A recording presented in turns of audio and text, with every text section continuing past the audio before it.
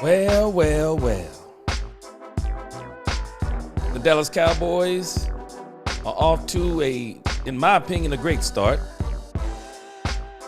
They got the coaching staff, they're at the combine. And we're going to talk about a few of the things that are going on at the combine. But what I really want to go through today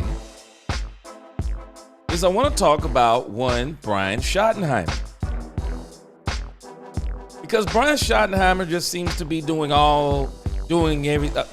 everything right, saying all the right things.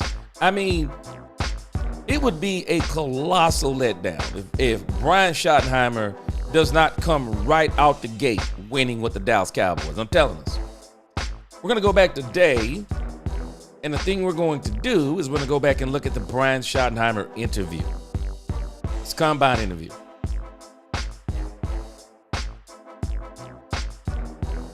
I think he said some pretty good things at the combine, and then we'll look at a few more stories.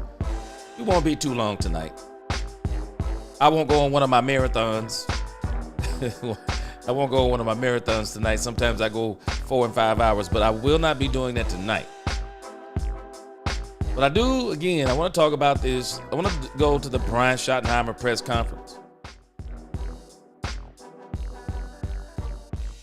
As y'all come in, whether it be 10 or 10,000, we're going to talk about the Cowboys for a couple of hours, y'all. Have us some fun. I think this Cowboys team is shaping up. And I think we're going to know everything we need to know by March the 12th. Right now, it's all drama, but by March the 12th, everything is going to start materializing. And we're going to have a firm grasp, or I shouldn't say a firm grasp, but at least we're going to know where we are on this, based on this Dallas Cowboy free agency season. And then we'll be looking forward to the draft, because I think that's where we're going to really make or break the rest of this team. So we'll give it another 30 seconds. But again, we'll be talking about Brian Schottenheimer as you come in. Welcome, welcome, welcome, Cowboy fans and Cowboy haters alike. I'm the G, and I'm the host of Let's Talk Cowboys, where we talk facts. And again, we're going to be looking at Brian Schottenheimer's combine interview. Didn't get a chance to look at it yesterday. And then, of course, like I said, we'll be looking at a few more stories that's going on around the NFL, or going on around our Dallas Cowboys.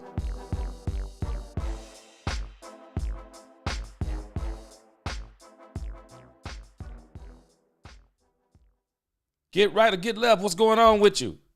Appreciate you in the chat. We'll see how it go tonight, but whether it be you and me or 10,000, we're going to talk Cowboys tonight. And we're going to start looking at this Brian Schottenheimer interview, or this combine interview. Man, Brian Schottenheimer is saying all the right things. Brian Schottenheimer is saying all the right things. With the things that Brian Schottenheimer is saying and the things that we are watching happen, there is no way that this team is going to come out and lay a goose egg this year. I just don't believe it. I do not believe it. And so let's look at this, and then we're going to go into another significant combine story as it applies to one Jerry Jones, or Jerry Jones as he's known in some circles. But let's look at this Brian Schottenheimer. Let's finish looking at this today. We're going to pick up right where we left off and just listen to some of the things that Brian Schottenheimer is talking about.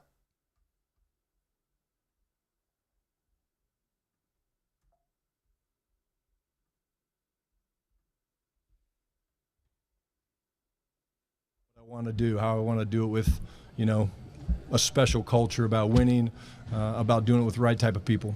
Get back to the staff, and certainly usually coaches, when they think they're getting a job, they have a mindset of who they want to be on their staff. They got to have that, card in their pocket. How did this come together? You got a lot of mix of young guys, old guys, college guys. How did that come together, and what was the philosophy behind the staff? It's a great question, Clarence. I think this is something that I've done for a long time, which means spend the off season, the summer. My wife gets mad at me, but tracking coaches. I literally call guys in the business that I know and that I trust, and I'm like, hey, tell me somebody that maybe you think the world of, but that I've never heard of. And, it's such a close-knit fraternity that guys are, happy to share good people with good people. I think there's 3 guys maybe that I've worked with before that weren't carryover guys. When you asked me initially how the staff was going to come together, did I think that would be the case? Probably not. But again, the guys that came in, I think we found great teachers. We found guys that were incredible people, and I have a real big belief in fundamentals. And so I think if you look at all the coaches that we've added, both young, old, the ability to train fundamentals and the developmental process of our players is critical. Coach. And one last thing, I know for a fact our players are going to feel the passion and energy of this staff. This staff is awesome, just in terms of the energy, the way they want to teach, the way they want to be on the grass. So I can't wait to see us get to work here in a couple months. What drew you to Junior Adams? He said it, and I agree with him. The staff is incredible. So far, so good. The staff is incredible. I'm telling you, anybody who looked has been alive long enough to see the 90s Cowboys. This staff is reminding me of how they did it, but even to the umpteenth degree. With Jimmy was the highlight of his staff. But with Brian Schottenheimer, I think we're watching something that's even more incredible.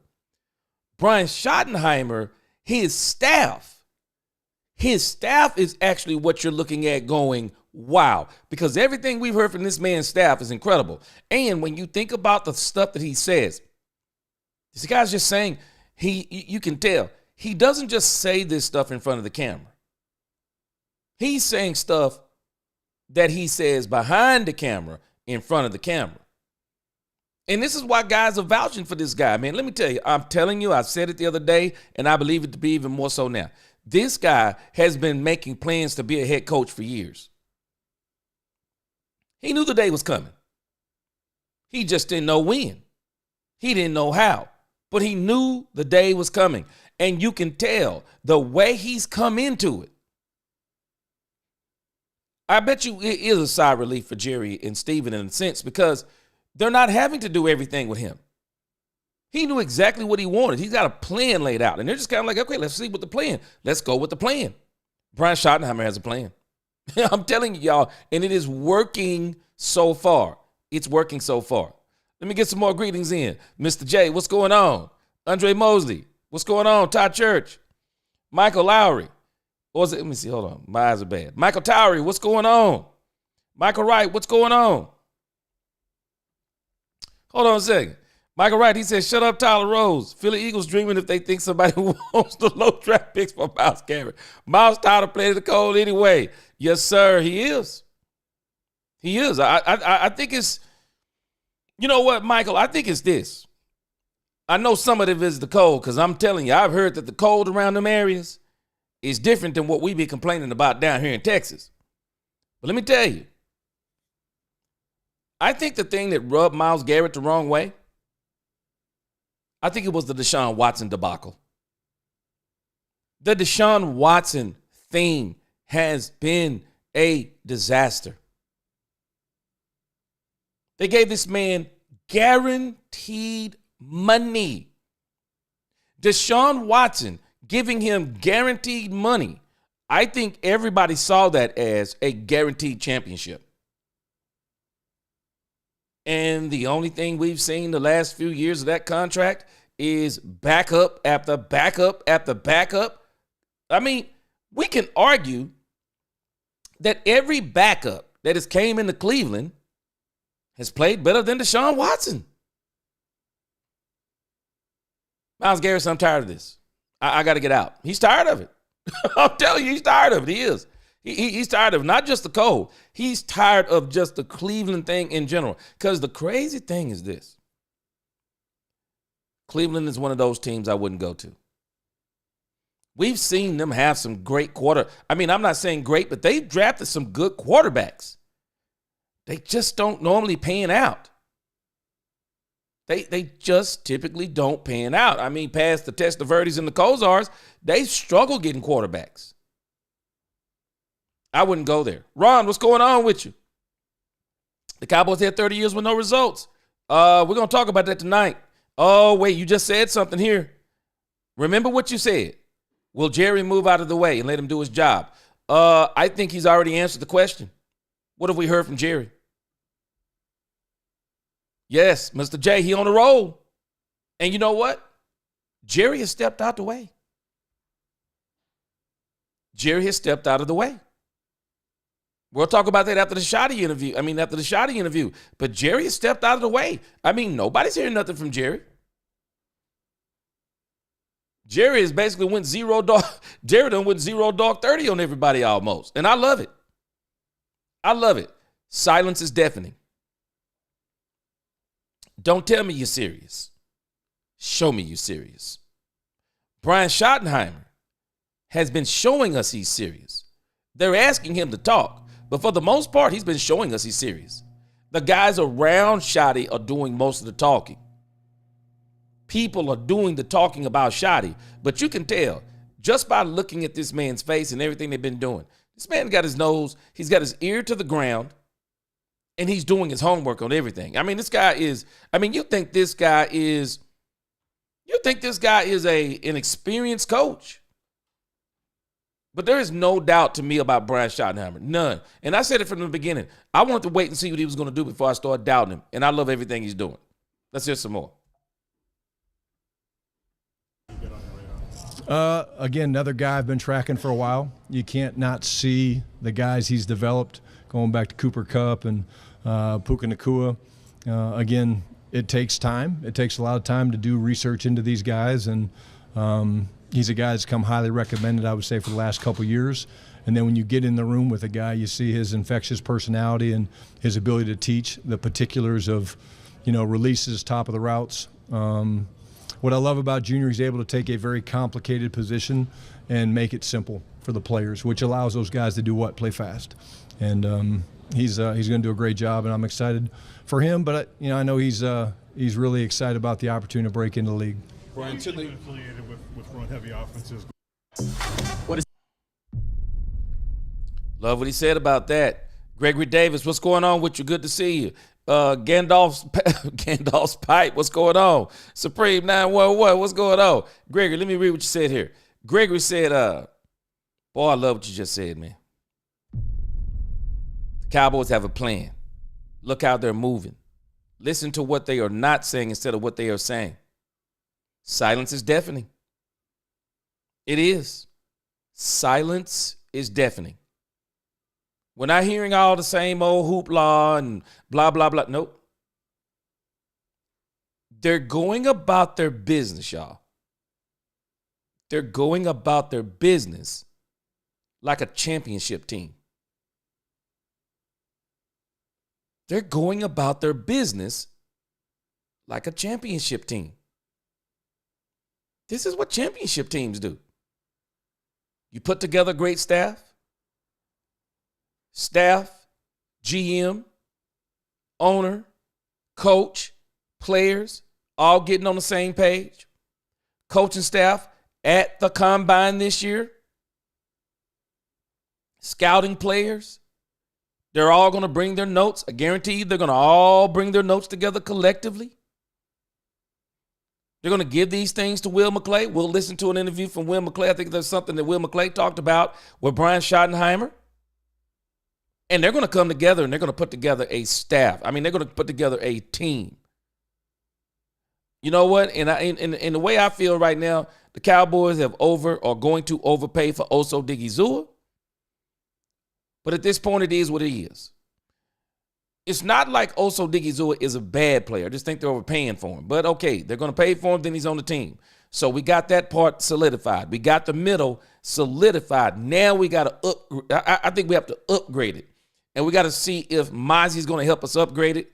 I think that there's no reason why the Cowboys still should not go in this draft and get a defensive tackle. Let's not sit on our laurels. I think they should still go in free agency. Get a defensive tackle. Get you some kind of rotation. They're already talking about bringing back D-Law. I know some people don't like that. But, hey, they're trying to solidify this team. And the way you win is the trenches. The teams that can control the lines of scrimmage on both sides of the ball. They can stop the run. They can rush the passer. They can rush with a minimum. They can rush with a minimum of 4. They can run the ball. They can move the good defensive lines around. They can manipulate them, move them, dominate them even. They got to get the offensive line right. And they know they do. They know they do. And they got to put together, they have to put together a championship level defense. And I think one of the things that people will not admit about the Dallas Cowboys, for all these folk keep talking about Dak Prescott has had teams. I don't agree with you. But even more so, be honest with yourself. What defense has the Cowboys really had that was just lights out? What defense has this team had in Dak Prescott's tenure? I mean, even in the Tony Romo tenure, they didn't have lights out defenses. The thing about these games, like you think about the game with the catch. If you think about that game, Green Bay was scoring on us, and this dude, Aaron Rodgers, was running out there with one leg. This is the catch game with Tony Romo. Anybody remember that game will tell you how insane it was that Aaron Rodgers had one leg. He had some kind of bad calf strain. This dude was out there on one leg throwing all over us. Dak has not enjoyed, and this is why I've said we haven't had a team, the kind of team we need. It's not just about Dak. We haven't had the kind of team we need since Troy and Roger. We haven't had these dominant defenses. Tony didn't have a dominant defense. Dak hasn't had a dominant defense. Doesn't mean he hasn't had some defensive performances. But I'm talking dominant, consistently, week in and week out, to where you know you enter a game and you say they will not. There's a chance this team might not score today. That's the kind of defense you want. Hey, there's a chance this team might not score. A defense that says, hey, man, play free. Don't worry about it. Play free. We got you. We know there needs to be some chances took. We got you. We got you back. I'm just telling you, man, teams, when teams have defenses, they walk different. They do. They walk different. They move different. Quarterbacks move different. The whole team, their response is different. Everybody's different when you got a tough defense, man. I mean, you like you like bullies on the block like that, man. But I'm telling us, they're doing the right thing. Get a defense. Defense wins championships. Offenses score points. There's a difference. There is a sheer difference. Have y'all noticed something? We haven't lacked the points. I mean, we typically haven't lacked the points. Even when in the Green Bay game, you look at how many points they scored. Imagine if the defense could have got some stops. We do know they didn't stop the Green Bay Packers. I don't think they stopped them one time in that Green Bay game. They need a defense. And I love what they're doing. Get a defense. Get a defense. Set the tone of games with your defense. You come out there and go down, you start smacking teams around, punching them in the face, you'll make them change their plans. And then you get to dictate to them what you want to do. Let's listen to some more Shotty here. How do you see that applying, next year? And what have you seen from Matt Genesi, whether or not you guys take it? Yeah, I think offensively you try to build it, based on what your guys do well. I got in trouble for letting Russ cook a little bit back in Seattle. But some people got the joke, some people didn't. But no, I mean, again, at the end of the day, you have to be able to run the football. I think we've made a commitment that we want to be great on both sides of the line of scrimmage. That's a huge part of it. The way I say it is when teams know that you're going to run the ball, you have to be able to run the ball and conversely stop the run. But again, depending on how the roster is built and how it's constructed, we want to, be able to feature our guys and what they do well, and we want to be multiple. One of the main reasons Matt Eberflus here is, again, the ability to take the football away. That's a big mantra when you talk about, what we want to be is we want to win the turnover battle. We want to own both sides of the line of scrimmage. We want to attack with our playmakers. And then at the end of the day, we want to be a team that plays incredibly hard for one another. Now, let's address something that he said. The elephant in the room. Let Russ cook. Let me get some more greetings in. Let me keep my thought. Let me tell you what he's saying here about this let Russ cook thing that he's talking about. Let me get some more greetings. Niecy, what's going on? Angie, that rebel chick. Oh, I'm sorry, Angie, selectively aggressive. What's going on with you? True Cowboy, what's going on? Let me get a couple of comments in here. My man Jay Recruiter's in here. Jay Recruiter, what's going on? Teams always overpay for the top free agents. That's why the Cowboys don't. Jay Recruiter. Boy, you dropping facts. It's true. Teams always overpay for the top free agents. That's why the Cowboys don't like free agency. And you know what? And one of their problems is they wait too late for their own free agents. They could have signed Odigizua last year, and that he would have signed that contract. He'd have signed that thing with no problem. Nietzsche says the last lights out defense Dallas had was the last Super Bowl they won. For real. We just haven't had it. And now it looks like they're trying to get it. Oh, Mr. J, yeah. They come back 3 years later and said he caught it. Well, it's too late now. We knew he caught it. Yes, sir. What's up, True Nation? True Cowboy. Angie said, I'm drinking the shotty juice. Me too. I'm with it. This is he sounds everything he's saying. Gregory Davis, if I didn't greet you earlier, Gregory Davis, what's going on? Gregory Carpenter, what's going on? Gregory Carpenter said, well. My favorite part of every show. Yes, sir. Robert N, what's up? Good to see you. Now, let's address something that he said.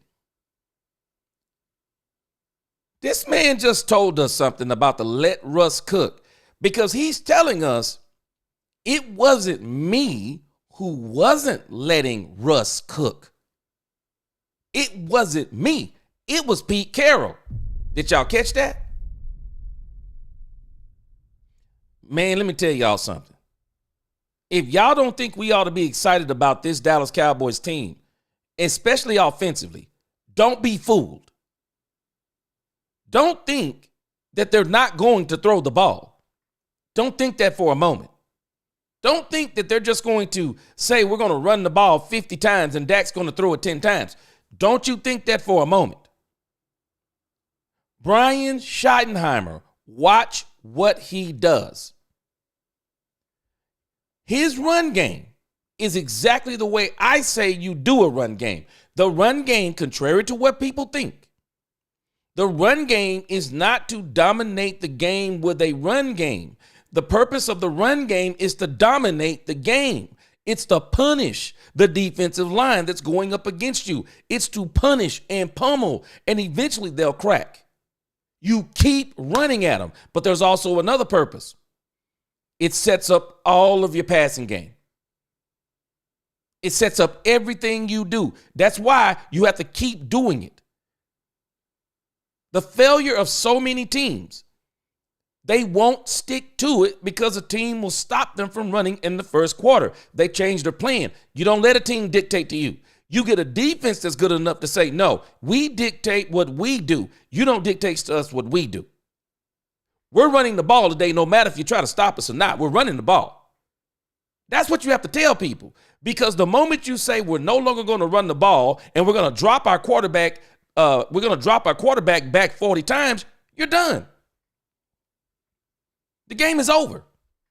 Because if I know all you're going to do is pass,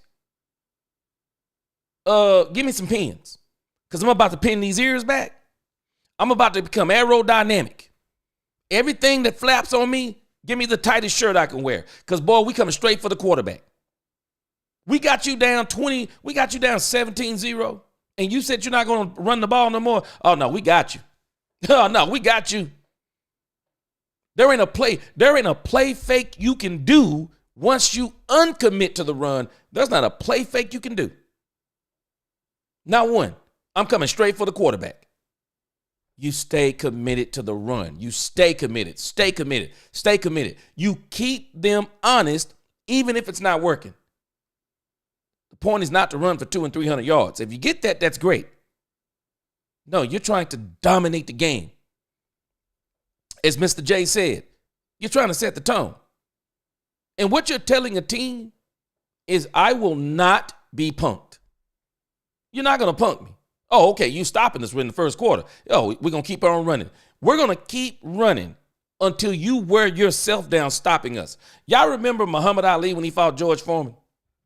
Now, some folk may not be old enough to remember George Foreman, but let me tell you something about George Foreman. Don't get fooled by them Foreman grill pictures that you see. When George Foreman was at his peak, back in the Muhammad Ali days, 70s, 80s, George Foreman was a physical specimen. And George Foreman was ruining people's lives with punches. And when he fought Muhammad Ali, everybody said, there's no way he beats there's no way Muhammad Ali beats George Foreman. But Muhammad Ali beat George Foreman. He beat him. He absolutely beat him because Muhammad Ali had a plan. He had a plan. Yeah, he let George Foreman punch himself out. But once George Foreman he came right at him, knocked him smooth out. When you have a plan to run the ball, you stick to it. I don't understand why teams give up on it. Now, if you get down 21, 28-0, well, you are going to have to probably give up the run. But the way you stop from getting down like that is you stay with your plan. Don't let people dictate to you what you're doing. You keep doing what you do. The moment you change, they got you. Brian Schottenheimer, do not let him fool you. He's going to run the ball to dominate the game. But not only to dominate the game, he's going to run the ball to set up the play action pass. Dak Prescott is still going to probably throw, I would imagine, because I keep saying my magic number is 25 to 27 times. He's going to get quality over quantity. And don't you worry. Dak's going to put up numbers. Because Russell Wilson put up numbers. Dak's going to put up numbers. And we know Dak can put up numbers. We know Dak can put up points. Shotty knows what Dak is. Dak is going to put up points. What they got to offset is, now we got to stop the defense from giving up points. And that's why they're working so hard on this offense. On this defense. They got to get the defense right, because if we don't get our defense right, we're just going to be more of the same. We'll score. We'll control the line. We'll control the clock. But if we can't stop people from scoring, well, we're going to get in the same situation. We're going to be in shootouts. And the problem we've had with Dak, and I talked about it last night, and we won't acknowledge this, but we've put Dak in too many of those situations. No, let's not put him in these situations, because these are the same situations that keep stopping Lamar Jackson, the same situations that keep stopping Josh Allen, the same situations that keep stopping even Joe Burrow. When you get in shootouts, you can't win like that. No, the way you win championships is you dominate. You dominate. You have a plan and you stick to it. Nisi said all got in the Foreman's head to win that fight. Ali got in his head. He did. Got into his head. And what we have to do is stop letting teams get in our head. Nisi, have you noticed that? We let teams get in our head. We don't get in teams' head. They get in ours. We have a plan, they punch us in the face, and then we change the plan. No, it's time for us to do the punching in the face. And you do that with a defense and an offensive line. And don't let him fool you. This statement about let Russ cook, he's saying it wasn't me to stop Russ from cooking. It was Pete Carroll. I was floored when they were talking about on 105.3 The Fan that Pete Carroll said that Brian Schottenheimer his play calling was way too I mean, it was just way too out there for Pete Carroll. Pete Carroll likes to play those very tight 17-13, 2017 type games. Pete Carroll gets a little antsy in his mind when, you start putting up a lot of points and maybe you give them opportunity to score points or whatever the case may be, or you try to go down the field. Let's say it like that. Pete don't want to take those chances.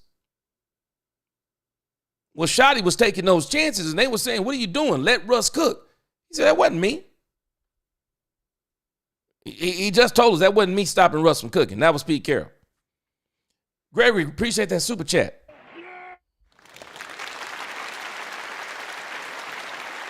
Gregory Carpenter said, well. He said, I have a question. Do you see Dak having his best seasons with a complete team effort around him this year? Yep, that's exactly what I'm explaining. Do not worry about it, Gregory. Dak Prescott's going to put up numbers. Shotty coming in is not going to take away his numbers. Because when you look at Russell Wilson, he put up some of his best numbers with Brian Schottenheimer. Imagine this. And that was with Pete Carroll putting a governor on Brian Schottenheimer. He was telling Brian Schottenheimer, hey, man, turn it down just a little bit. He would tell Brian Schottenheimer, turn it down. And that's why people were saying, let Russ cook. Shotty is going to let Dak cook. Don't worry about it. And don't forget this part, y'all. We do know that Dak Prescott's a great play caller, too. Dak Prescott understands this game, too. Dak said he's seen the game better than he ever has. Problem is it wasn't translating on the field. Well, we know why it wasn't translating on the field, Dak Prescott, because you're forcing the ball to CeeDee Lamb. Now maybe we got some coaches who will tell these players like CeeDee Lamb, and maybe now Dak, now that he has the right coaching around him, he'll even tell CeeDee Lamb, hey, bro, we'll throw it to you when you're open. If you're not going to work through double teams, if you're not going to be where you're supposed to be, if you're going to get knocked off your mark, well, you won't get the ball. You'll get it when you're open. Dak was forcing the ball way too much. And I don't blame Dak in this respect. Dak understood the chemistry that him and CeeDee Lamb had in 2023. Jerry interrupted that chemistry by allowing CeeDee Lamb to hold out and not giving him the deal that he was already going to give him anyway. And so Dak was trying to get that chemistry back, but in him trying to get that chemistry back, he was forcing a lot of passes. But I think they're going to have everything together. So by the time they hit spring training, the chemistry, I'm telling you, by the time this team hits Oxnard, California, you watch what I tell you. You're going to see the chemistry like you've never seen it before. I think this team is going to be so focused, man, come the beginning of the season. It's going to be crazy. It's going to be crazy. It's going to be great. But, yeah, don't you worry, Gregory. Dak Prescott is still going to put up numbers because Russell Wilson put up numbers. Just because Shotty keep talking about run the ball, y'all, don't be fooled. Dak Prescott is going down the field because he know he can do it. He know he can do it. Let me read a couple of comments and we're going to get back to Shotty. Gandalf said Foreman was Drago. Man, he was. People do not understand how crazy that man. Man, that man, woo. That man was crazy. Sean M, we got to start winning games. Now, Sean M, keep this in your mind. Winning games actually isn't the problem for us. Last season, they can say anything they want to.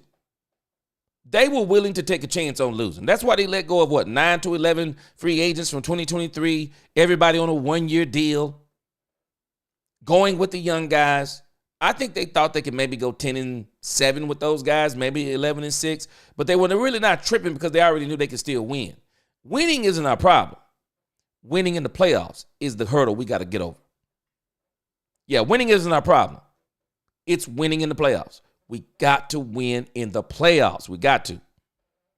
Thrills. Woo, man. Thrills, I'm struggling with Danny White. Danny White was the only quarterback for the Dallas Cowboys I cried about. I wanted Danny White to win a Super Bowl so bad with the Dallas Cowboys. Boy, it hurt me bad. I have to wonder if we had the defense that we needed for Danny White. Because when the San Francisco 49ers, I think the game was 28-27. It was 27-21, less than 2 minutes to go. I think it was somewhere in there.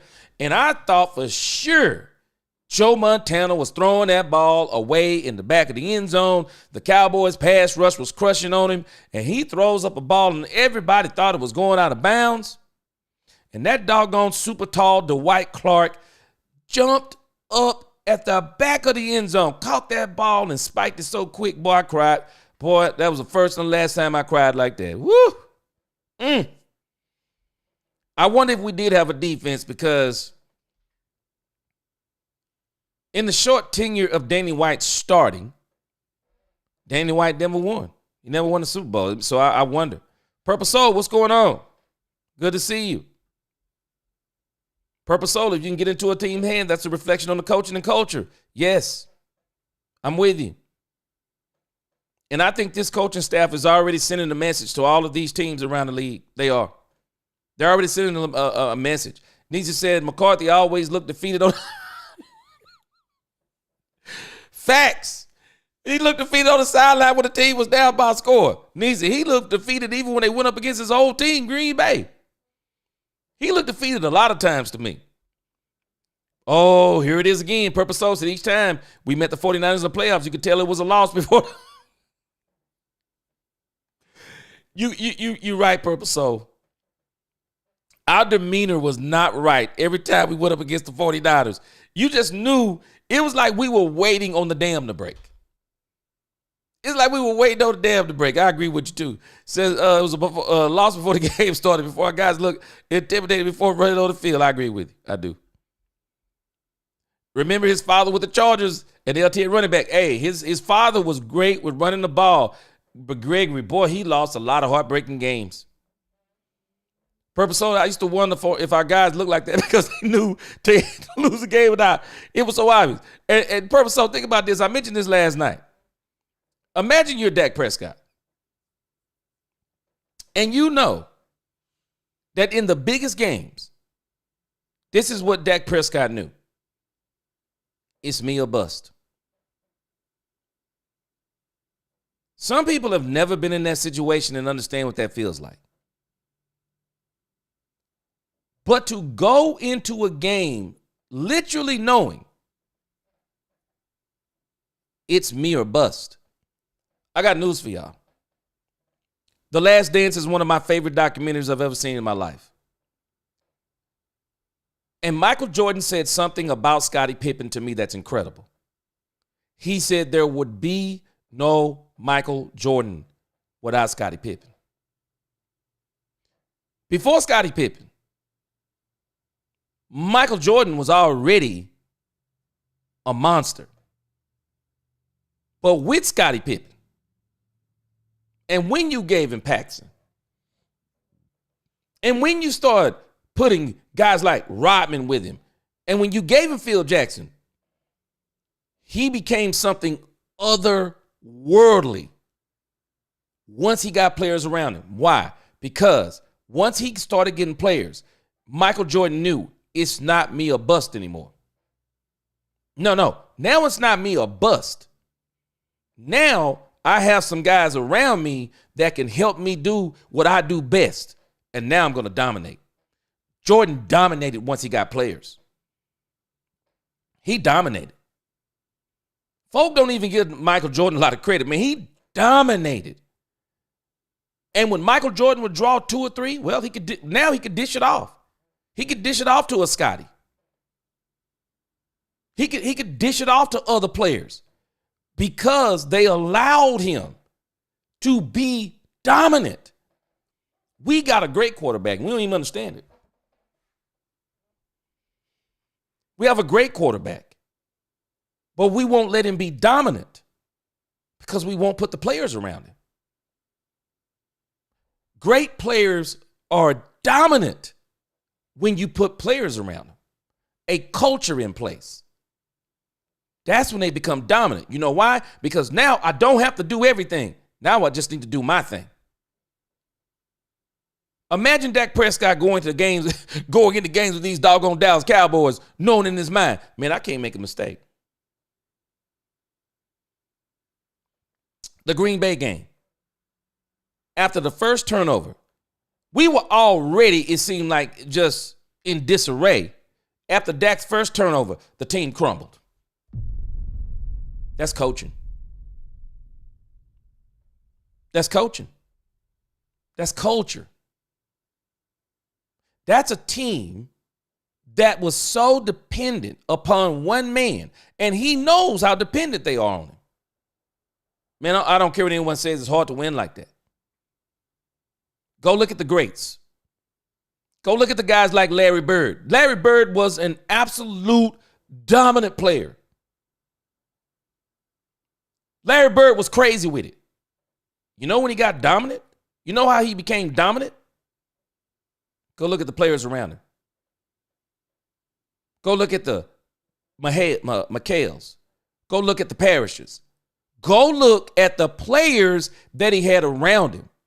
We don't even understand this phenomenon. Great players become dominant players once you put a team around them. They become dominant players. We just hadn't done this yet. We think we've done it, but we haven't. And the reason why I know we haven't done it is because we haven't done it. When you have a dominant defense, I'm sorry, they don't let you lose. They just don't. They don't let you lose. A dominant defense don't let you lose. They will do things to where dominant defenses will turn a team over, and they'll be the one who will get, hey, you know what, don't even worry about it. Quarterback struggling today. We about to go turn this dude over. They'll be the one that'll get a touchdown and put you up 7-0. They'll put you up 6-0, 13-0. They'll be the ones, it's 7-7. They'll break a game wide open. They will make plays. We haven't had defenses like that. We haven't. But I'm telling us, again, we're going to hear some more Schotty. Schottenheimer has a plan. Schottenheimer has an absolute plan. And his plan, he just mentioned it. And it's the same thing I said before he mentioned it. I hadn't even watched the interview. It's the trenches. And some of you have said it. It's the trenches. We have to fix the trenches. The trenches is how you set the tone of the game on both sides of the ball. You not only want to be violent on offense, on defense, you want to be violent on offense. And let me tell you something about the 90s Cowboys. That's why I keep telling y'all, boy, I take that 92, 93 team. I'll wreck history with that thing. They were violent in the run game. They were violent in the run game. They had violent offensive linemen. They had offensive linemen that even the greats like Reggie White would tell you, whew, that 90s Dallas Cowboy line had some guys on there, man. Straight gangster as it applied to football. I mean straight gangster when it came to football. You knew when you played the Cowboys, you were like, man, we about to get beat up today.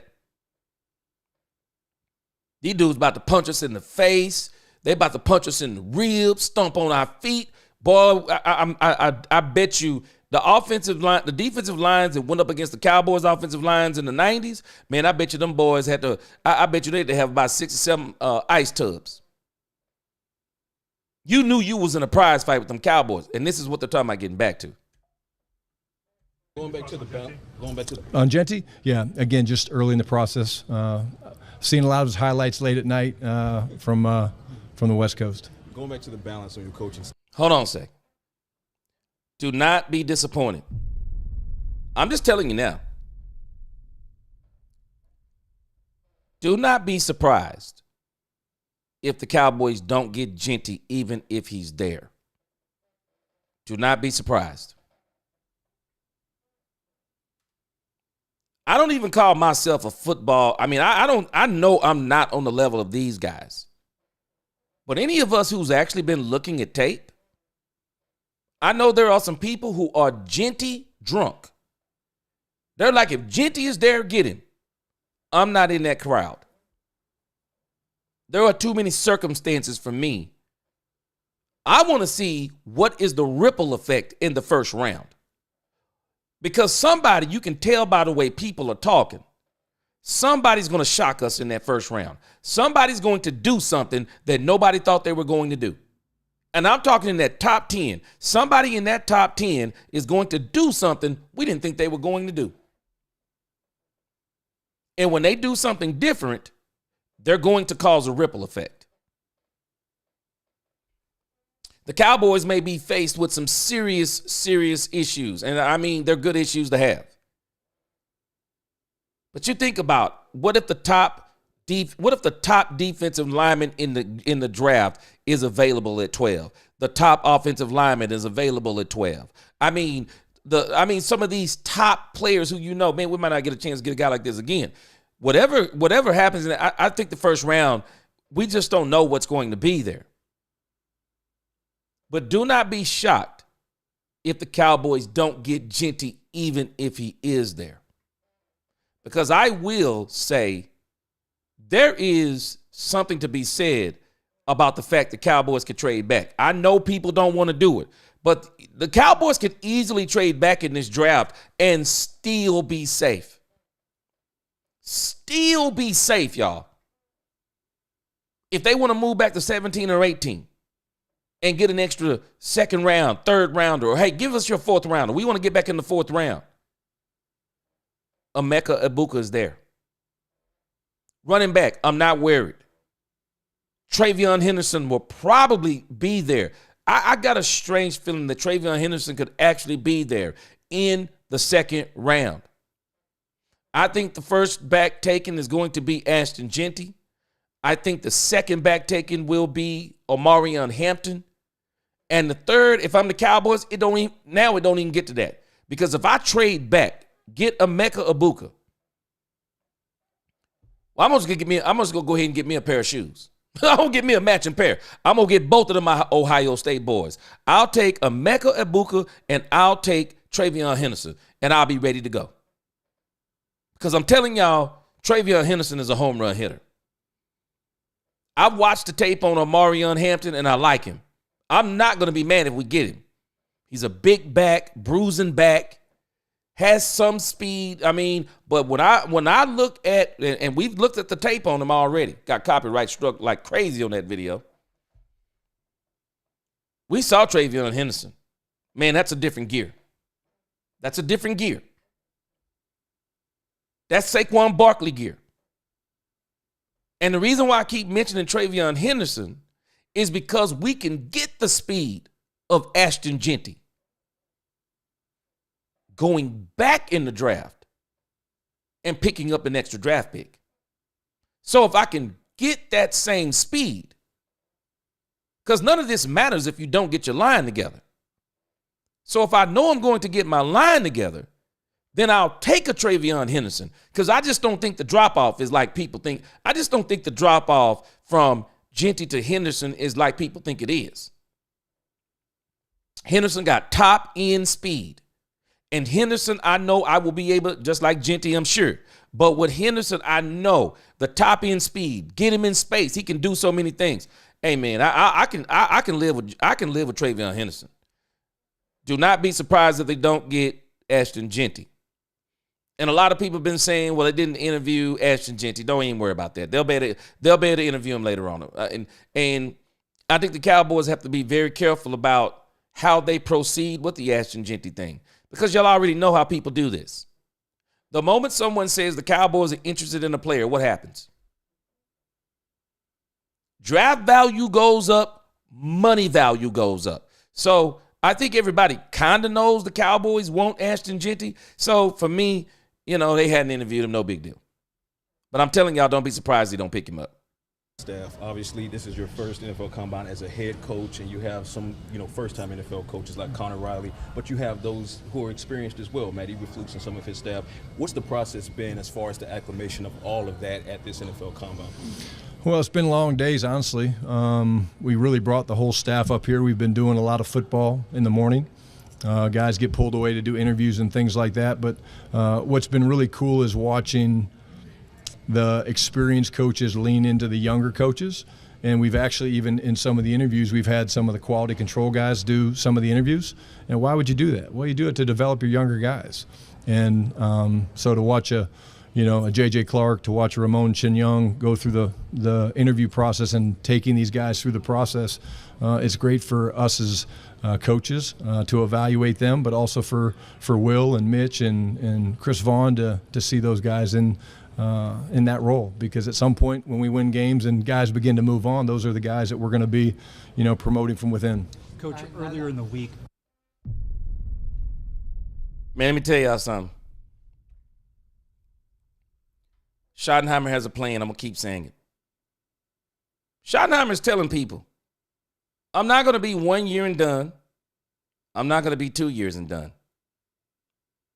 I'm going to be here until I'm not here anymore. Schottenheimer, to me, doesn't seem like he even have a 4-year plan.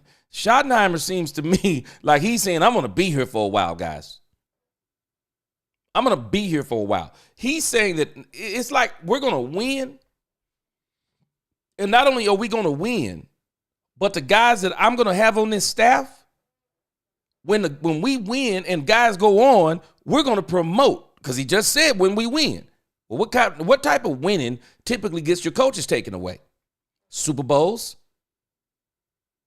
NFC, AFC championship games, playoff runs. That's what gets your coaches taken away. That's what gets your coaches taken away. Success gets your coaches taken away. He's saying that we're going to promote from within. Wow. I'm telling you, man, being Schottenheimer, man, Brian Schottenheimer has a plan.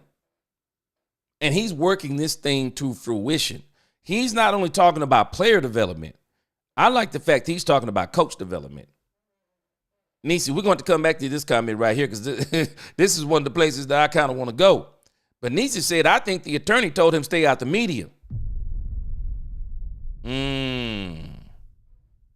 Now, a lot of people, Nisi, they're not mentioning it.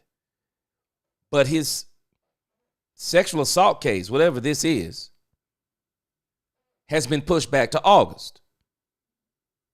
I think some of this is Jerry doing things differently. But another part of me questions like whether or not they're, because you know how some of these media people are. You get to talking, somebody will pop off out of nowhere and say, what about your trial coming up in August? And that's not what you want to be talking about, which I still give Jerry credit because he's not so arrogant that he's going to be talking and then getting that type of attention on the team. Just not talking. So either way, I like it, Nisi, but I'm with you. I was wondering the same thing about this attorney stuff. Pete Carroll was pretty effusive in his praise for you. What does it mean to receive an endorsement like that, given your history? Incredible. Pete, was so good to me. 2017, I was coaching the quarterbacks in Indianapolis, and my phone rang, and I actually had Pete's number in my phone from 2001. When I left USC, Pete came in and did not have an opportunity for me to stay there. And I saw it and looked at it, and from the moment I went there, Pete's been incredibly impactful to me. And what do I mean by that? I mean, these Sephora colognes are a scam. Did you know these? Purple Soul, you make a good point. You said that the picture don't look encouraging. Game the way he. Strange thing about Brian Schottenheimer, I guess we got to catch him doing some smiling from time to time. But the thing about Brian Schottenheimer I've noticed, pretty serious guy. He's a pretty serious guy. I mean, when he's talking, he's very serious when he's talking. You can get a couple of laughs out of him and stuff like that, but then he goes right back to that very serious look that he has. Check him out. Just watch him. He wants people to let their own personalities shine and not kind of put people into a box, per se. I think that's one of his greatest strengths, even at his age. His energy, his juice, his passion. Again, it was a hard breakup. It really was. I laugh about the let Russ cook thing. Pete and I truly just agreed to disagree. We set franchise record for most points scored, and we just kind of saw it going different directions. But the guy's a Hall of Fame coach. To do what he did at USC, to do what he did, at Seattle, and what he'll do in Las Vegas, and very powerful for me because here's a guy that talked a lot about when he left. I think it was the Jets, New England, I can't remember, but he took a year off. He literally got a notebook out, and he wrote down everything that he believed in. And he challenged me on that from the first day I was there. He said, Shotty, he goes, in a lot of ways, you're a football savant. You've been around the game your whole life. There's things that you've learned along the way that you don't even know you've learned. But what do you really believe in? And I thought that was really, really cool. And he didn't have to do that. Yeah, amazing coach that I truly probably, of all the coaches, including my father, he's the guy I probably model myself the most after. Brian, you've walked around here in Combine in the past. Wow, I like that. It's kind of similar to what I was saying. You write down what you write it down. I mean, okay, what do you believe in? Write it down. And it seems like to me, Shotty has a plan. Everything he's doing, he's got a plan. He's had it all planned out, you can tell. And I'm with you, Sheldon. Nope, this team has not had confidence in coaching in a long time. Louise, he said Dax likes to play hero ball. That's why the face. You know what? I'll tell you this. I don't know if Dak likes to play hero ball. I think the problem is, Louise, they've made him play hero ball. And I think it's going to be a relief for Dak Prescott. You watch what I tell you. It's going to be a relief for Dak Prescott because he's not going to have to play hero ball. Because if they get him the defense that they need, and it's not just him, if they get the defense they need, he doesn't have to play hero ball anymore. He won't have to worry about, okay, we're down in the last 3 minutes of the game. That's going to be very important in between. If they are as violent as they say they are going to be, if they are as violent, then Dak will not have to worry about hero ball again. Now, I've been having a discussion over the few weeks, Louise. I don't know if you heard me talking about the fact that we got to stop always trying to make the quarterback be Superman. It's okay for him to be Clark Kent. It's okay for Batman to be Bruce Wayne. Most of us don't want a movie where we're seeing Batman the whole movie. We don't want a movie where we're seeing Superman the whole movie. No, Clark Kent and Bruce Wayne are a huge part of why we watch the movie, because we like to see the things they do when they're Bruce Wayne and Clark Kent. And so for the Dallas Cowboys, if they really do this the way that they should, you're not going to have to worry about hero ball, because Jerry Jones has been putting that even on Dak Prescott. We only go as far as Dak takes us. Well, that's like in a superhero movie. Well, we only get saved if Superman saves us. No, how about a collective? We do it as a team. And that's what they have to focus on. Angie said the 49ers was like salad for my well, like a salad for Mike McCarthy. If it's not a burger, he doesn't want it. Man, hey, I tell you, you probably right about that. Oh, man. Rolando says, what's up for Texas? Danny White made it to 3 NFC championships. Romo and Dak haven't. Cheers, go Cowboys. Man. I'd have to go back and look at some of that, but boy, Danny White. Like I said, he's the only quarterback I cried over. But if I'm not mistaken, though, Rolando, tell me in the chat, who was the coach for Danny White? Coaching matters. Romo nor Dak Prescott have had the coaching of Roger Staubach. They never had the coaching of Troy Aikman. And I would dare say they didn't have the coaching of Danny White. Tell me who the coach was of Danny White, because this is one of the main things why we're doing this is because Brian Schottenheimer, I've been saying this all along, coaching matters, man. We poo-poo on this sometimes. We talk about quarterbacks, and we're comparing Tony Romo and Dak to quarterbacks who had Hall of Fame coaching.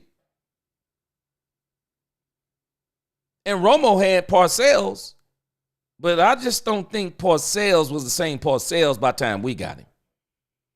And we definitely were not letting him do some of the same things he was doing before we got him. I'm telling us, man, coaching matters. And this is why I keep staying on this thing about Brian Schottenheimer, because we may finally get what I've been wishing. In my lifetime, I want to see Dak Prescott once and for all have a championship level coaching staff. We don't realize it. Patrick Mahomes, a championship level coaching staff, changed his whole career because he was not Patrick Mahomes the way he is right now at Texas Tech. I promise you he wasn't. Because if he was the same Patrick Mahomes we've been seeing in the pros, he would have went number 1 overall. Coaching changed his life. including Patrick Mahomes will tell you, Alex Smith. Alex Smith taught him how to be a pro. Alex Smith took him under his arms, under his wing. Alex Smith knew full well Patrick Mahomes was there to take his spot. He knew. He didn't pull an Aaron Rodgers. He didn't pull a Brett Favre. He didn't pull a Tom Brady with Jimmy Garoppolo. No, he said, I'm going to show him everything I know. I'm going to help him every way I can. And that helped out Patrick Mahomes. Coaching matters, man. We poo-poo this. We talk out of both sides of our neck a lot of times. We're talking about Dak Prescott, but then we act like, but he was supposed to overcome the coaches that he's had. Jason Garrett, no longer coaching. Mike McCarthy, probably won't coach again. Shouldn't have been coaching the Cowboys if you ask me. But that's what we've had Dak Prescott under. But then when we look at Super Bowl coaches or Super Bowl quarterbacks, we act like it's just the quarterback. But if we look back, we'll realize, wow, the coaching was great on those teams, including the Philadelphia Eagles. Nick Sirianni learned how to be a better coach by getting there the first time. And through some of the criticism that he got, he learned how to be a better coach. And he was able to also help his team win the second time around. Coaching matters. Coaching dictates the mentality of your team, dictates the culture of your locker room, dictates your mentality even in games. Coaching matters. This is why I just love what we're seeing with Brian Schottenheimer. Maybe you could go unnoticed at times by fans and media and things. This week, what has that been like? Have you noticed more people knowing who you are and where you are and where you're going, what you're doing? Actually, Todd, I haven't gotten out much, to be honest with you. It's been nonstop. There's a lot of work to be done. Again, other than a few autograph seekers, it's been pretty normal. But I would say literally so proud of the staff. I mean, like literally, it feels like we're in season a little bit right now in terms of the hours.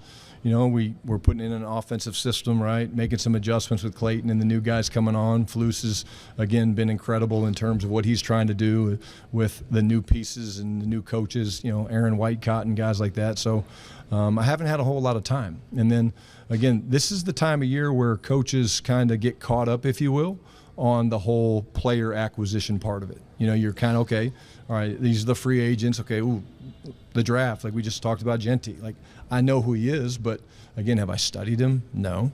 We just got the staff done 10 days ago, and then you dive into the playbook and all that. And so it's been a lot of long hours, and I really haven't had time to say what feels different. Brian, what about? Have y'all noticed what this man keeps doing? Have y'all noticed what he keeps doing? And I think it's phenomenal what he keeps doing. Have you noticed every time they try to swing the conversation to him, what he's doing, trying to give himself the attention? Has anybody noticed that every time they do that, he always swings the attention back to his coaching staff? Let me tell you something. This dude right here is genius psychologically. This is how you make people want to run through a wall for you. You make people run through a wall when you do what this guy keeps doing. Every question, if you notice, he just keeps leading back to what the coaches are doing and how good of a job they're doing and they're doing and they're doing. Himself, I don't really have a lot to say about me. He understands something. And the same thing I keep trying to explain to people. Every time they give me this whole player thing, I'm telling y'all, I'm done with this whole player argument stuff. I'm done with this player argument. We have some of the best players in the NFL. We do. Our problem is we have one of the worst teams. We've had one of the worst teams in the NFL. Players win games. Teams win championships. Understand the difference. You want to know why we haven't won championships? Because we've always had great players. Dak Prescott is a great player. CeeDee Lamb's a great player. Jason Witten was a great player. Zeke, great player. DeMarco Murray, great player. Tony Romo, great player. We could go Zach Martin, great player. Travis Frederick, great player. Tyron Smith, great player. I mean, we could go down the line. Sean Lee, great player. We could just keep going down the line. Down the line of great players we've had. Zeke Elliott, great player. Tell me when we had a great team. No. Don't tell me when we had some great players on the team. Tell me when we've had a great team, from the coach all the way down to the water boy and water girl. When?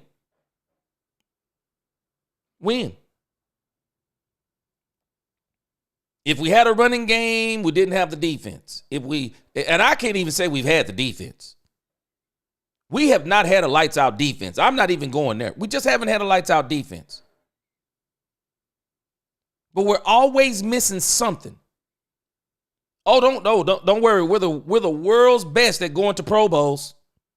We're going to send 6, 7, 8, 9. We're going to send 10 people to the Pro Bowl sometimes. We're going to have the most people in the Pro Bowl and the least amount of people in the playoffs. You better hear what I'm saying. This is us. And what deceives us is that we have great players. We don't have great teams. We haven't had great teams since the 90s. We just haven't had great teams. And great teams, the part we keep missing, it starts with the quarterback. No, it doesn't. A great team doesn't start with the quarterback. A great team starts with the owner, trickles down to the GM, trickles down to the coach, trickles down to the quarterback, trickles down to the players. You got to have all of that. All of that. We haven't had all of that. I mean, we're missing the top two pieces right off the top. Our owner is a GM. And we shouldn't even be calling him a GM. And this year, hold on a second.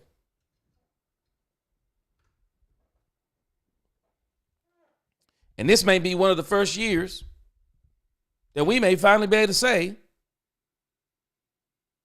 that Jerry and Steven are finally doing good GM things. Because so far, so good for me. So far, so good. But what this guy keeps doing is clever. He keeps turning it back to his staff. Turning it back to his staff. He's building them up. This is how you do it. You build people up. I'm telling y'all one of the reasons why it's so hard to be it's hard to be a quarterback on this franchise. We tear every quarterback down. Dak Prescott is not the first. We have torn every quarterback down since Troy Aikman, because we try to make Troy Aikman the gold standard. And because we try to make Troy Aikman the gold standard, we tear down every quarterback we get. I'm sorry, Tony Romo was good enough. Tony Romo was good enough. They just never they never gave him the team either. Tony Romo was doggone good enough. Tony Romo was better than Brad Johnson. Tony Romo was better than Trent Dilfer. Tony Romo was better than Joe Flacco. Tony Romo was good enough. More than good enough. But if you go back and look at those three quarterbacks, they had something that we didn't have, a great team. Trent Dilfer didn't have to be the best quarterback in the league. He had a great team. We keep missing that fundamental point. He had a great team. Look at the coaching. Look at all of that. Great team. Romo didn't have it. Dak hasn't had it.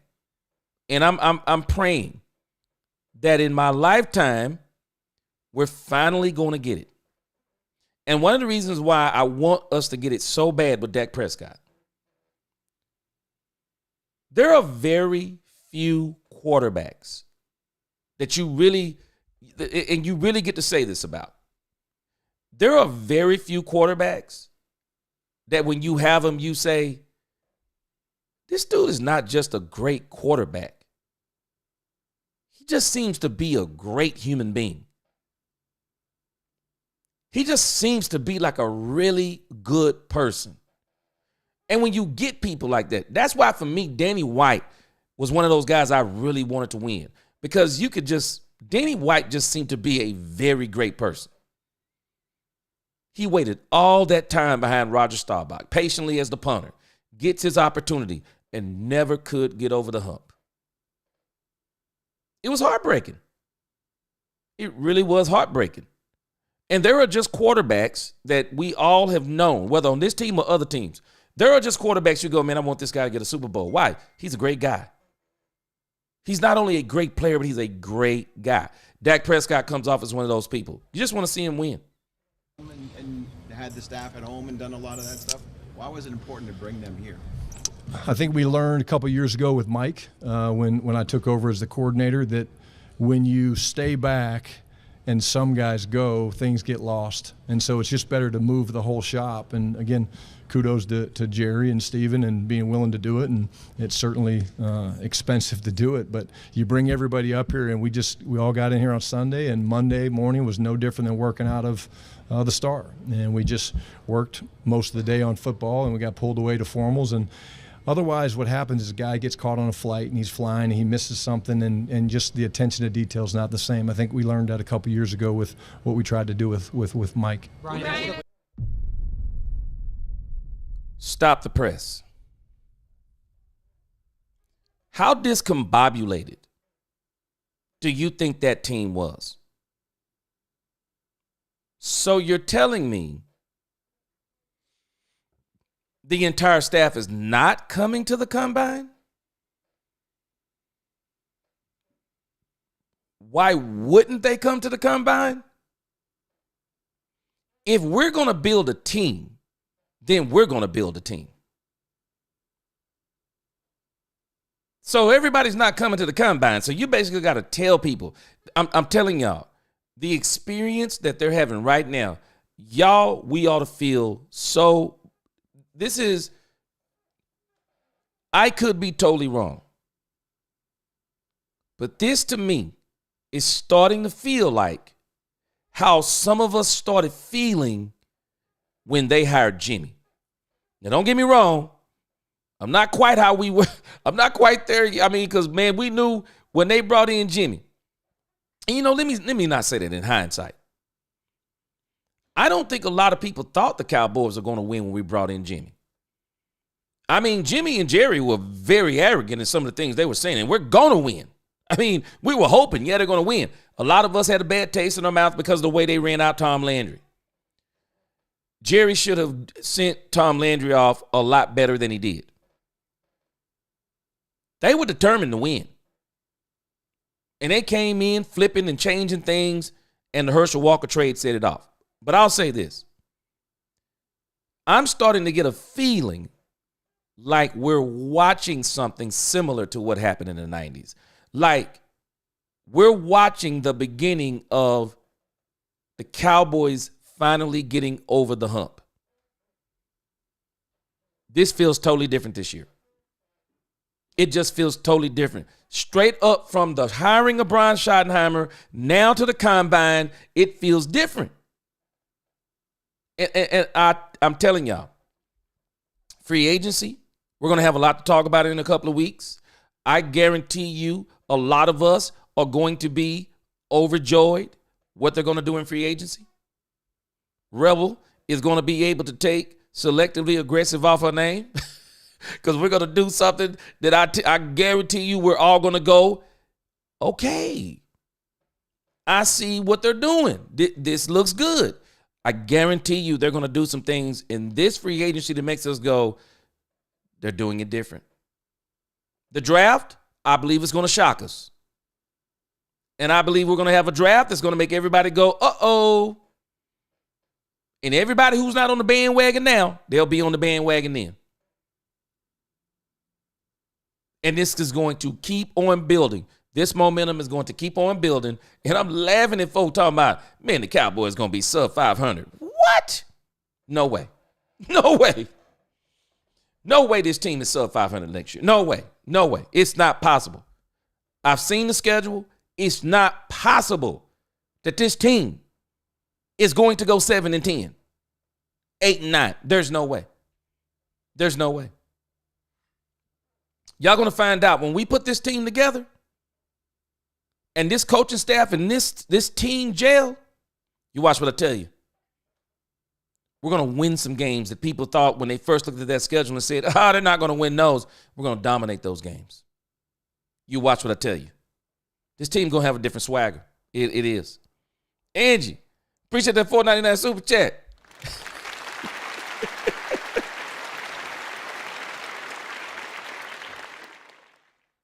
She says, have you checked out safety Andrew Makuba? Okay, let me check him out.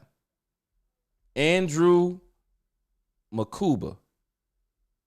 You said he's a upgrade. Oh, yeah. I see what you're saying. He's an upgrade of Dono, in my opinion. Uh-oh.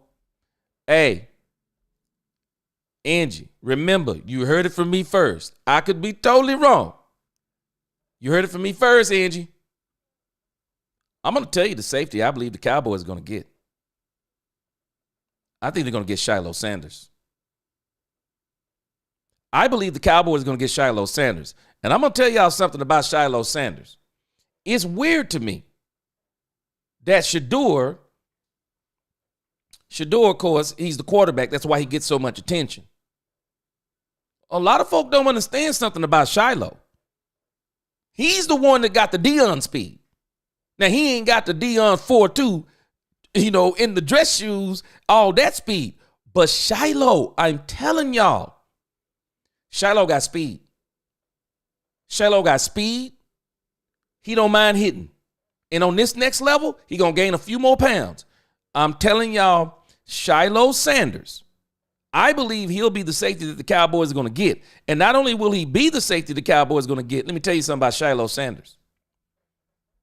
If y'all don't think this dude is upset that he didn't get invited to the combine, let me tell you why he's upset.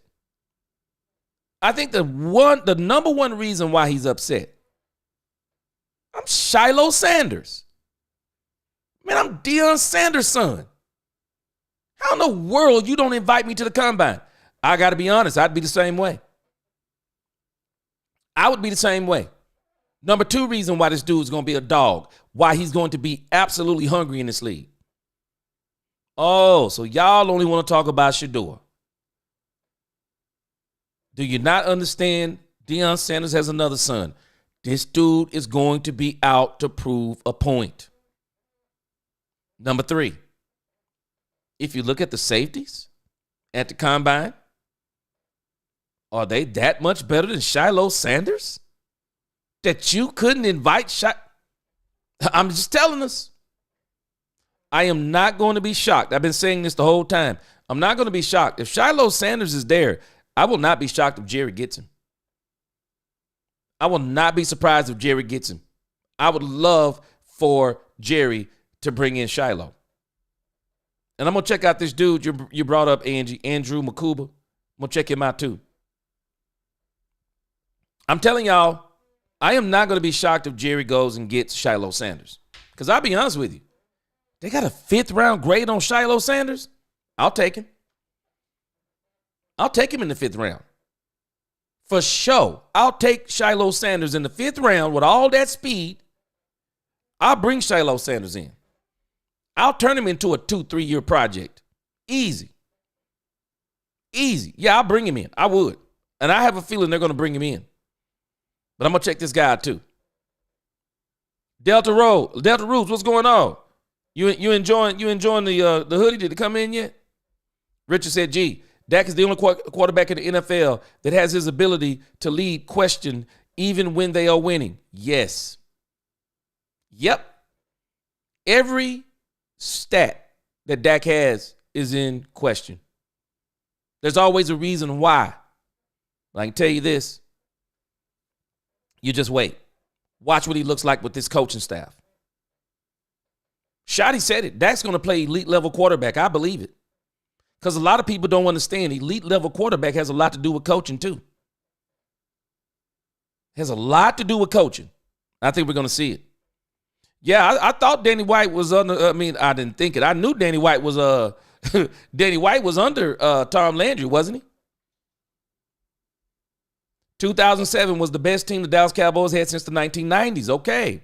I have to go back and check out that 90s team. Canes Cowboy, what's going on? He said, preach my man. Yes. Angie, I agree with you. She said, get them likes up. Yes. Jameson, what's going on? How you doing? Hope everything is well. Calvin Jefferson. Yeah, sucks for us in 2007. We ran into the best D-lines to ever play. Man, it be like that sometime, don't it, Calvin? It be like that sometime. It does. Calvin Jefferson, they gave Romo a TO who can still play. They did. But the problem is, this is the thing. Cowboys have always been good at getting players. Jerry has always been good at getting players.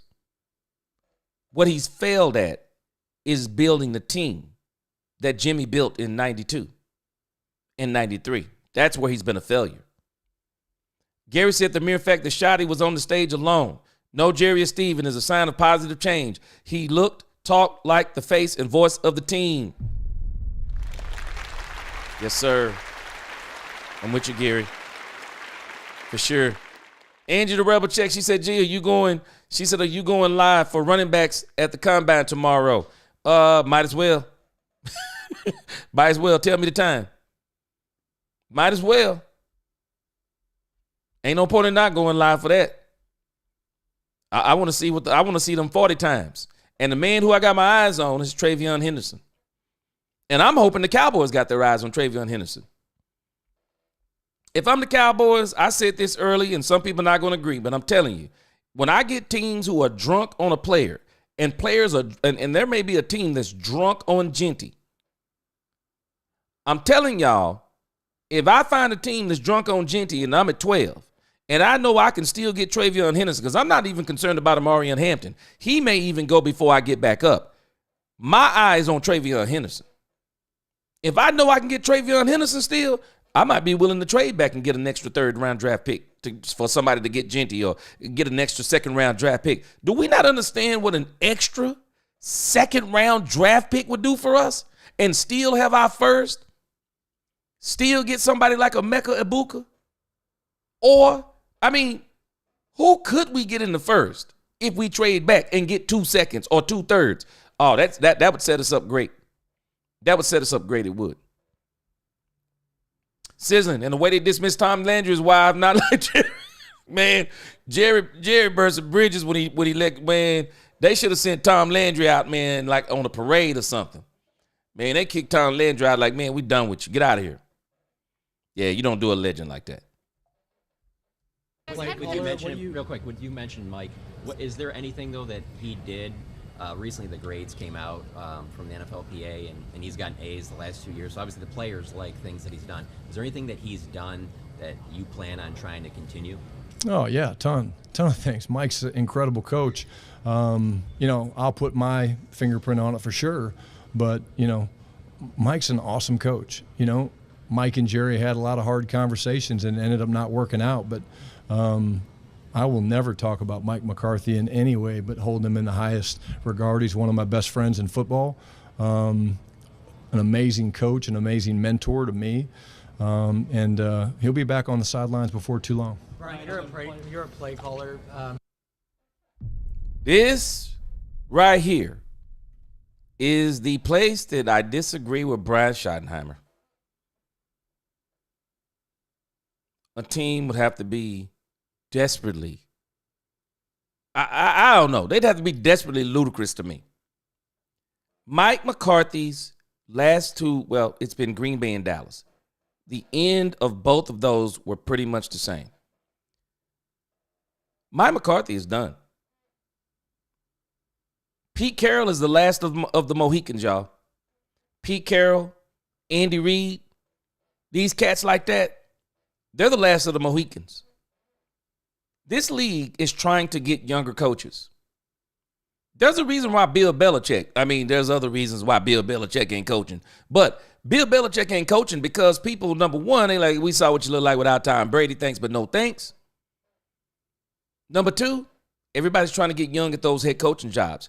They want the young, innovative, play-calling head coaches. No, Mike McCarthy done. And Brian Schottenheimer just said two things at once. He said, they said he did a lot of great things. Are you going to leave some of those things the same? No, he's not. When he said he's going to put his fingerprints on them, that means he's going to change them. No, he's not going to keep none of this stuff. I'm not keeping nothing the same Mike McCarthy did. Only thing I'm keeping the same is if this man had everybody to change out to make sure the toilet paper rolls are full. Well, okay, we'll keep that in place. Make sure all the towels are washed, clean, and folded. Okay, we'll keep that in place. Make sure the locker room is clean. Okay, I'll keep that in place. But as it applies to coaching, I'm not keeping nothing in place. They need to actually erase everything that Mike McCarthy, erase all of that. No, Brian Schottenheimer, it's your thing now. You come in, man, you do your thing. You do your thing. You create continuity, but you also do your thing. And I'm laughing at he said, I'll never say anything bad about Mike McCarthy. Let me tell y'all something. You don't have to say anything bad about somebody if you take their spot. There is nothing that talks about the previous coach like success. If the previous coach was a failure and you come in and have success, well, there's nothing to say because it's saying it all. He wasn't good enough. He wasn't good enough. I mean, that's the bottom line. He wasn't good enough. But I understand he doesn't want to say anything bad about Mike McCarthy, even though he's revealing some things. Him and Jerry had some hard conversations. What were they about? Yeah, it was about things he was doing. And I found it to be crazy that people were saying, and I don't even know how this all came to be, but they were saying that it was being told to Mike McCarthy that Jason Witten had to be on the coaching staff, only for us to find out later on, according to Jason Witten, he had never been told anything about being a coach on the Dallas Cowboys coaching staff. I don't know. Crazy talk. But whatever the case was, it was obviously they didn't want Mike McCarthy. Angie, appreciate that super chat.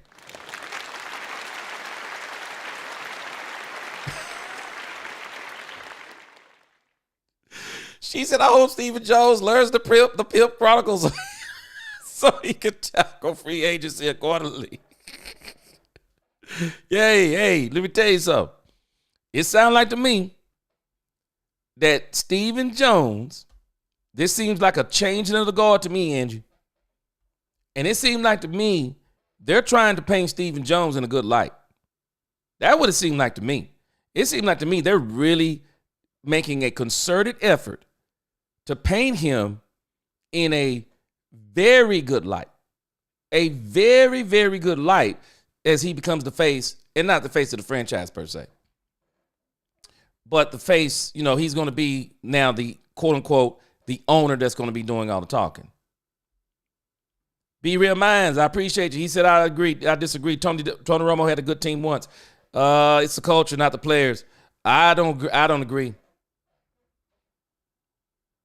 I think Tony Romo had some good players, but I don't think they had a good team. I don't think they had a good team. Because I remember the Tony Romo teams. And even if we're not talking about culture, I think Jason did a pretty decent job with some of that stuff. But again, go back and look at the Green Bay game. We had two opportunities with Tony Romo. It was the year we got the number 1 seed. The Giants came in Dallas, mollywopped us, and mollywopped everybody, went to the Super Bowl, and even mollywopped the Patriots.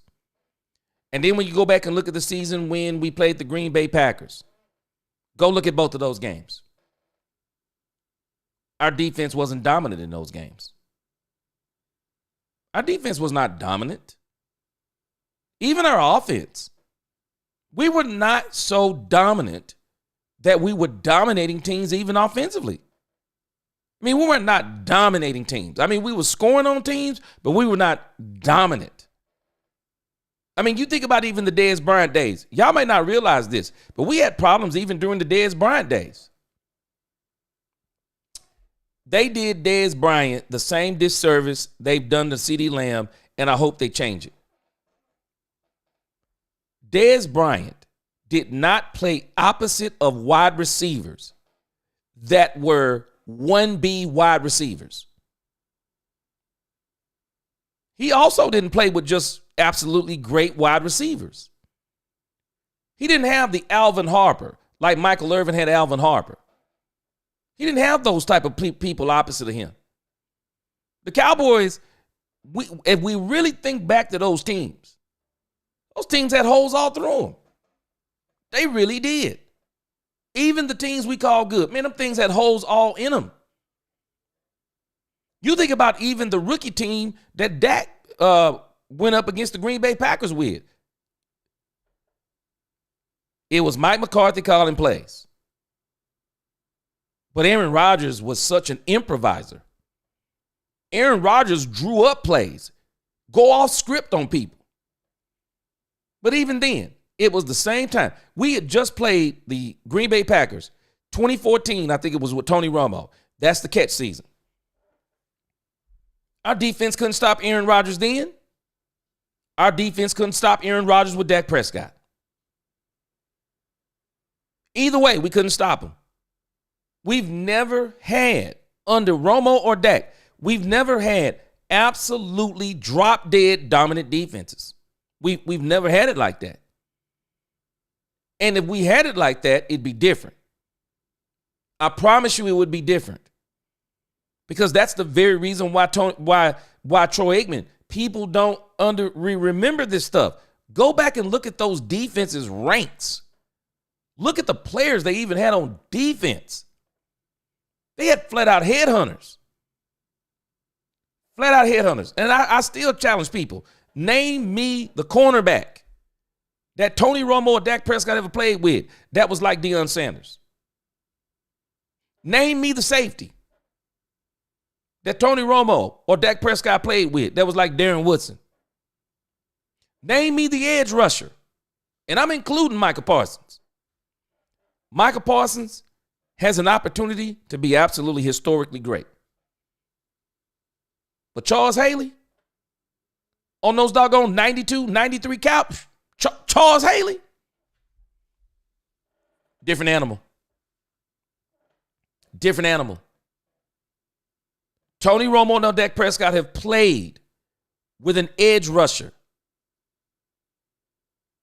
like doggone Charles Haley. I mean, DeMarcus Ware, very close. Charles Haley was a different animal. And I mean, he was an animal. He was different. Charles Haley was a different animal, man. Charles Haley, anybody who watched the Cowboys, think back in your mind. Man, Charles Haley would absolutely take over games at times. There were stretches in games, Charles Haley was unblockable. Unblockable. Man, they put in two, and it wasn't like the same thing when you're talking about double teaming. Yeah, they double teamed Micah Parsons. No, it didn't look the same. No, it didn't look the same double team in Charles Haley. Even a double team on Charles Haley, man, you still might not have a chance to block this man. Charles Haley was a different animal. I'm telling you guys, we've not had those kind of players. And I think we're about to get those kind of players because we got coaches who were some of those same type of coaches. I'm telling you, I don't know how old. Some of us I know are old enough to remember. But I'm telling us,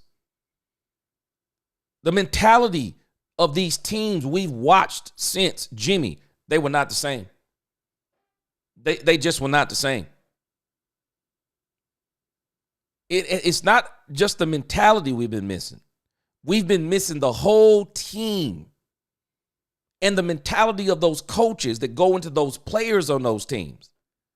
It is Jimmy Johnson who transformed the mentality of Troy Aikman. Jimmy transformed the mentality of a lot of those players. Those coaches transformed the mentality. A lot of people say that North Turner saved Troy Aikman's career. There are people that will tell you North Turner saved Troy Aikman's career. It was when they brought in North Turner that things really started turning for Troy Aikman. I mean, they literally had to go get a specialist for him. When have we done that? I'm telling us, I don't think we realize we have not done some of those things that those championship teams, that championship team did. Man, they did some things we ain't never done. We're just now in Dak's what, 10th year? We're just now about to start doing some culture changes.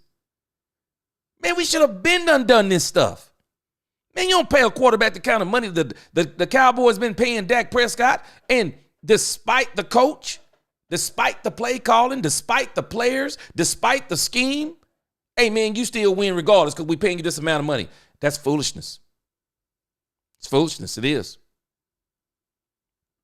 JS2, man, what's going on tonight? He said if Schottenheimer can bring Mark Sanchez, yes, Mark Sanchez, to 2 conference championships. Imagine what he does with Dak Prescott. Mic drop. Yes, sir. Yes, sir. He had that man Mark Sanchez. Boy, everybody thought Mark Sanchez was that. He found out he wasn't that. Delta Roots, this is my opinion. Draft offense and get defensive players in the, he says, draft offense and get defensive players in the draft. I know what you're saying. I think you're saying this. This is where I think they are, because this is where I am. Draft the skill positions in the draft. Wide receiver, running back. Fill out some of the defense in the draft. I still think they need to get 2 running backs. You get one in the first or the second. You get one in the later round. I would do it with those 3 fifth-round draft picks they have. I'd still do something at linebacker, and I would get Shiloh Sanders if he's there, and then all that stuff on the back end. You can fill in some more defense. But I'm with you. Skill positions, I'm focusing in the draft. Free agency, I'm with you. I would actually be trying to do something in free agency on the defense. Because I think the defense is where you can make the biggest impact in free agency. I'm with you. I think that's where you're going, because that's what I would go to. I would do the defense in free agency. Nisi, bring in Shiloh and put him in that number 21 jersey. Yes. I'm telling you, man, if I'm the Cowboys, I would bring in Shiloh Sanders. I would bring in Shiloh Sanders. I mean, you got 3 fifth-round draft picks. That's his grade. It's a 5th-round grade. He's there. Get him. Get him. I'm telling you. Pure gaming. Shiloh can't tackle a scarecrow. You know, one of the things that I saw about him, I liked about him at Carolina, he's got ball skills. I think he can tackle, but I think he has to be taught how to tackle better. One of the things, Pure Gaming, if you watch Shiloh, I'm not a big Colorado fan, but I am a Deion Sanders fan, so I've been watching Colorado since Deion got there. One thing about Shiloh Sanders, he's always going for kill shots. He's always going for the kill shot if you look at him on tape. Always going for the kill shot. He doesn't wrap up. He's going for the kill shot. He's going to try to hit you and knock you down. Hit you in the legs, knock you down. He's got to learn how to wrap up. Oh, I still bring him in. I bring him in. I get him some coaching, and I think he'll be good. Freddie, hey, Freddie, he tackles a little bit more than his father. He does. I watched him play. I watched him play at Colorado. He tackles a little bit more than his daddy did. Nitro Train James, he said if Violet Gordon runs 4.47, the Cowboys better put him in the crosshairs. Man, we're going to see tomorrow. I'm definitely going to check them running backs out. Richard, what's going on with you? Good to see you. Let's get in some more shot here. What are you looking for from your relationship with Clayton, and what do you need from him as the See this property on Craigslist?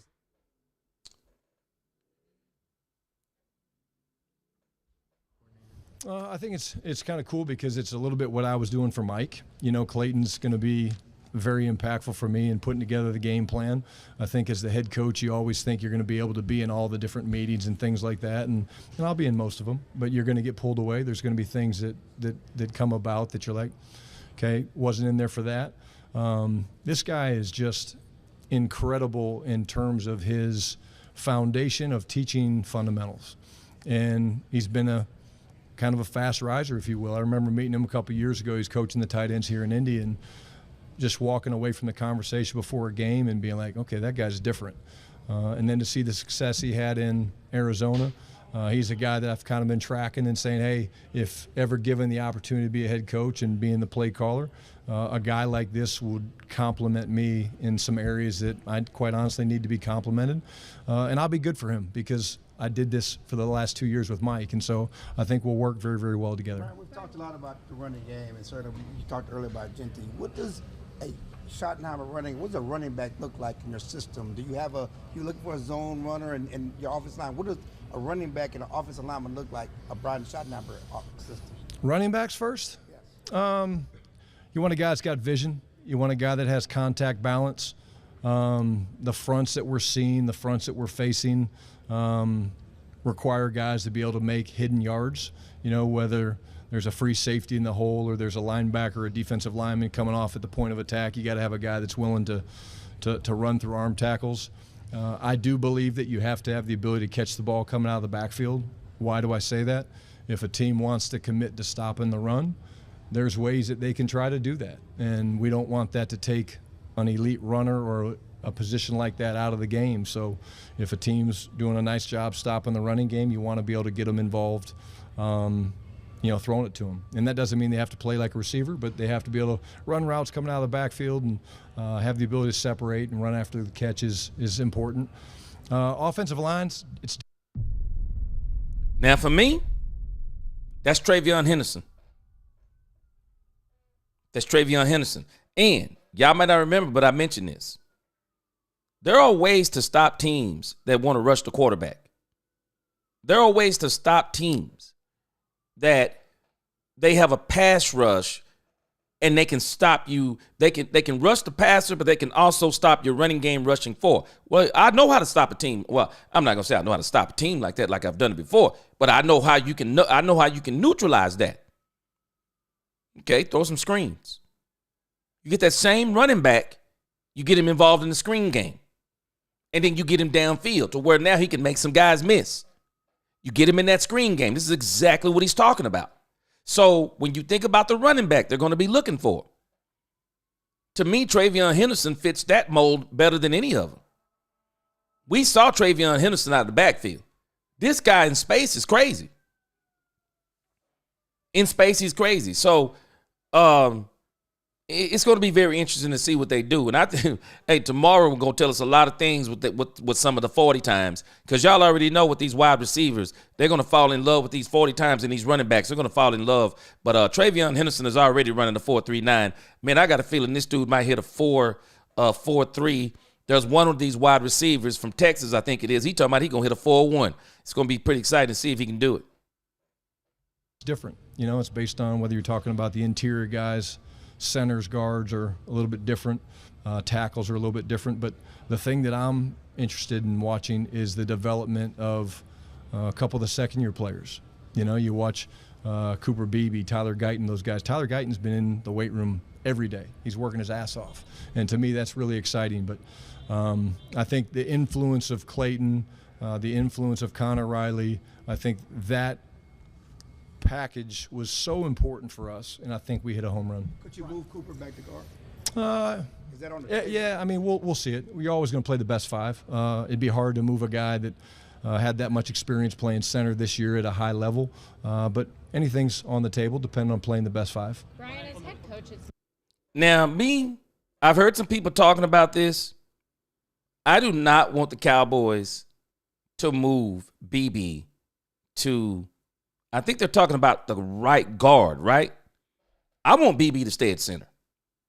BB has already been great at center. Man, let's just put Brock Hoffman over there and see what he does. Brock Hoffman has been a jack of all trades. Let's go ahead and let Brock Hoffman play the right guard position. Brock Hoffman got some dog in him. Let's see what he does. The Cowboys already got the line, if you ask me. All they got to do is put the right line together by what they have. That's all they have to do. Double star, well. What's going on? Yes, sir. Neezy said Romo's offense was good and kept the defense resting because they weren't good. Facts. Facts. For sure. Facts. I'm with you. Romo's best team was 2014. It was when the team took the load off Tony and put it on Murray and the O-line and JS2. You think about what happened. DeMarco Murray literally dropped the ball on us in the Green Bay game. DeMarco Murray had a pivotal fumble. And I think it was going into, I think it was in the second quarter maybe. He had a pivotal fumble. And the Cowboys were about to put them boys, or at least get close to putting them boys away. Yeah. Romo had better teams. I went back and watched some of the games. Yeah. Well, you think about it, Jay Recruiter, I think he enjoyed more of the Tyron Smith, Travis Frederick, Zach Martin combination. But you know what's even crazier? You think about that. Tony Romo's getting hurt under them. Yeah, I think Dez played with Roy Williams. And boy, if I'm not mistaken, Roy Williams for the Cowboys was a bust. The Cowboys gave up, a ton of draft picks for Roy Williams. Man, that dude was an absolute bust. Jeanette Rogers, what's going on? Terrence Williams, yeah, he was decent. I give that to you, he was decent. Oh, man, stop it. Double star. Woo! Boy, Miles Austin for about 2 seasons. Whoosh. Miles Austin looked like a first-round draft pick man, I think it was the Cleveland game, if I'm not mistaken, where Miles Austin had that breakout 200-something yard game. Miles Austin for 2 years was an absolute beast, and then he started having leg injuries. Now, I'll tell you something else. I think one of his problems was, y'all correct me if I'm wrong, I think one of his biggest injuries was when he started dating one of the Kardashians. Man, they are a curse on professional athletes. And I think that joker started dating one of the Kardashians. And it was like a curse on that man. Man, yeah, Miles Austin. Woo, man, for about 2 seasons, that boy was crazy. Damon, Bama boy, what's going on? Man. Jay Recruiter, boy, you keep coming with these facts, man. Boy, they called Tony Romo Tony Ono. Man. Called him Tony Ono. Skull Unknown, who cares about the talk? Skull Unknown. That's where it begins. That's where it begins, brother. It always begins in the mind, the talking, and then the coaching. You speak things as if they were. It all goes like that. And if you think about it, Skull, you got to understand what Brian's been doing. He hasn't just been talking. He's been doing. He's been talking and doing. He's doing what he's talking. He's walking what he's talking. We've seen everything he's been doing. Let's give this man credit. This coaching staff, it's him. It's him. He interviewed every last one of them. It's him. This man has done his homework. It all goes together. Yep, I remember Terrence Newman. It all goes together. Nah, Skull, I can't agree with you. No, Dak has not had great defenses. Because if Dak had great defenses, we would already won the Super Bowl. Because, see, great defenses, they not only stop teams from scoring, they score too. Go back and check these great Super Bowl defenses. They score too. They score. They turn games. They change games. They have game-changing players. We have not, under Dak Prescott's tenure, we have not had game-changing players. Not in the playoffs. They go to sleep in the playoffs. Micah Parsons has 1 sack in 4 playoff games. Tell me where he's changing games. Tell me the defensive player that we got that has changed games in playoffs. But I'll go back and show you in championship games. When you talk about some of these all-time greats, go back and check the tape on them. They're changing the games even if it's the game plan. Lawrence Taylor. Somebody had brought up that Lawrence Taylor didn't have that many sacks in the playoffs. Do we not understand that Lawrence Taylor was not an edge rusher? Lawrence Taylor was not an edge rusher. Last I checked, he was a linebacker. Lawrence Taylor was doing damage from the linebacker position. I mean, ultimate damage. There was a season he had 20 and a half sacks, 14-game win season. Go all the way to the Super Bowl and they win it. And you better believe he's a major part of why they won, because they had to game plan for him. Now, let me correct us on something, because I've been hearing people talk about Micah Parsons, the most double teams. I heard Mina Kimes talking about this. Can I help us understand that all double teams are not created equal? I wonder if we could apply that same stat to CeeDee Lamb.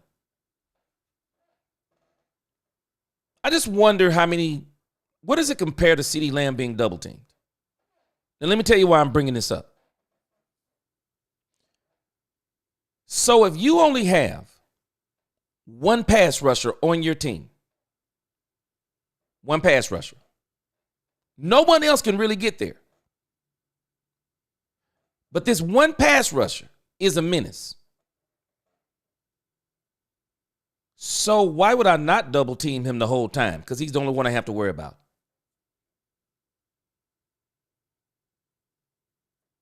He's the only one I have to worry about. You think about the defense that Nick Bosa plays on.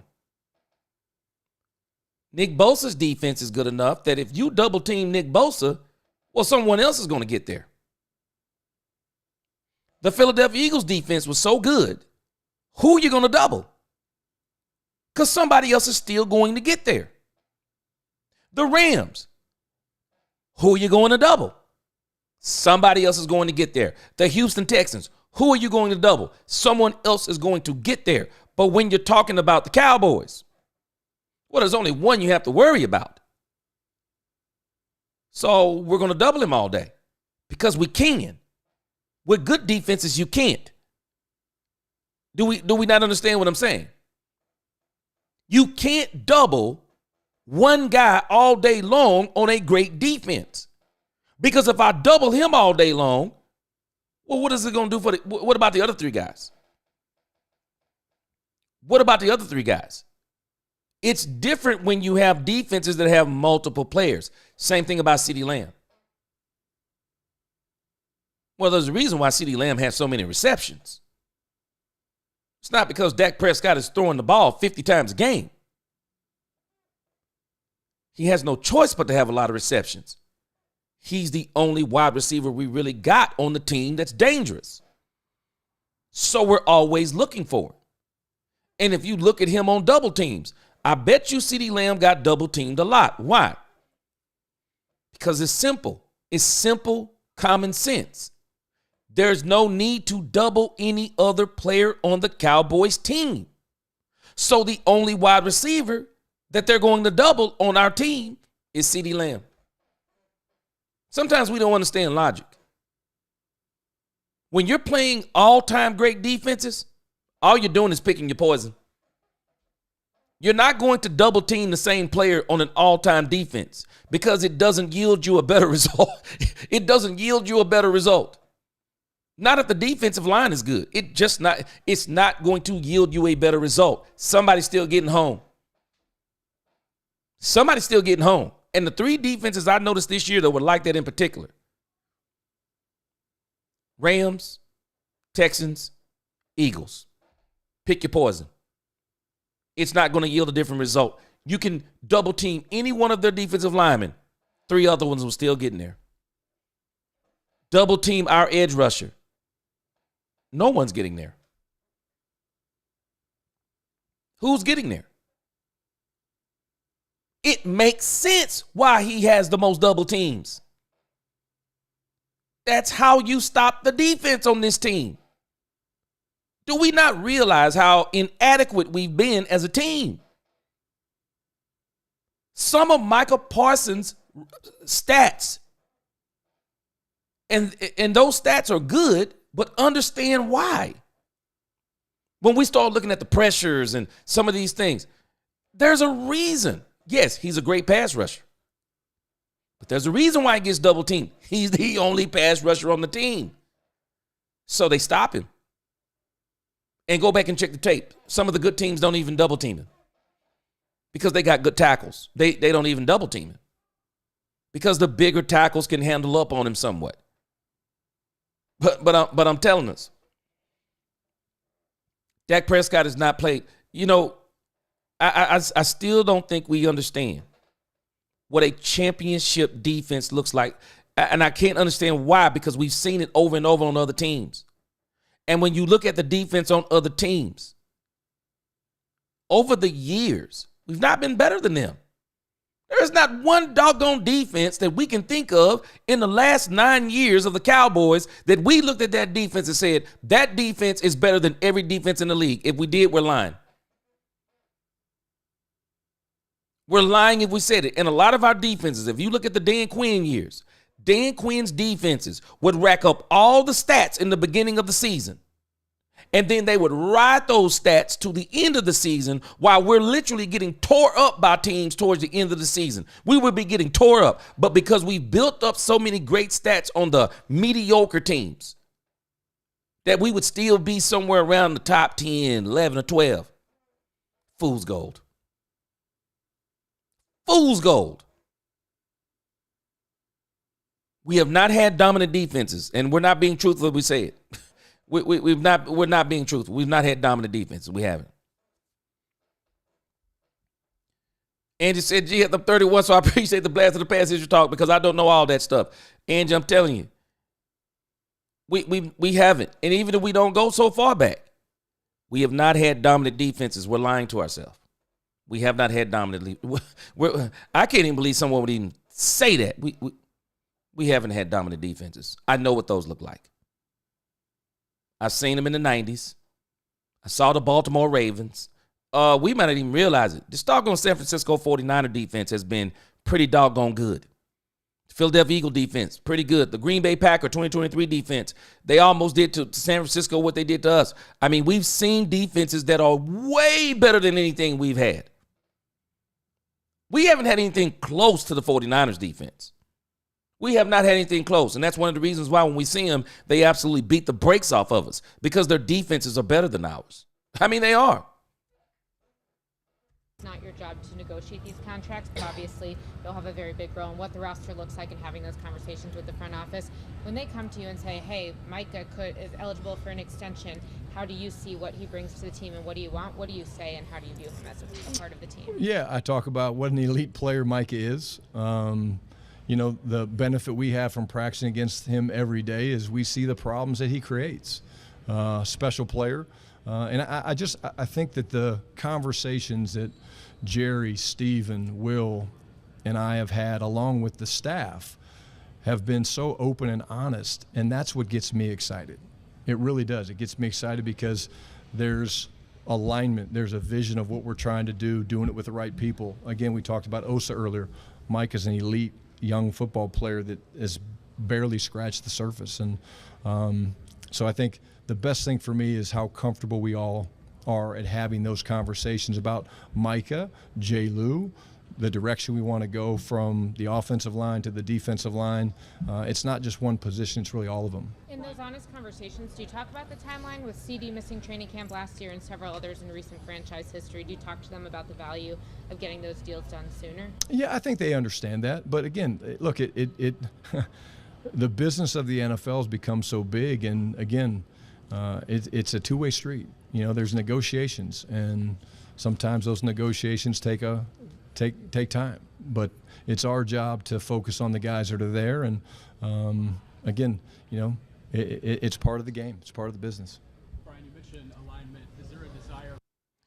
Now, you know, this lady asked a very interesting question. You know, she says, you know, does he talk to Jerry Jones and them about these contracts, guys like Micah Parsons and things of that nature?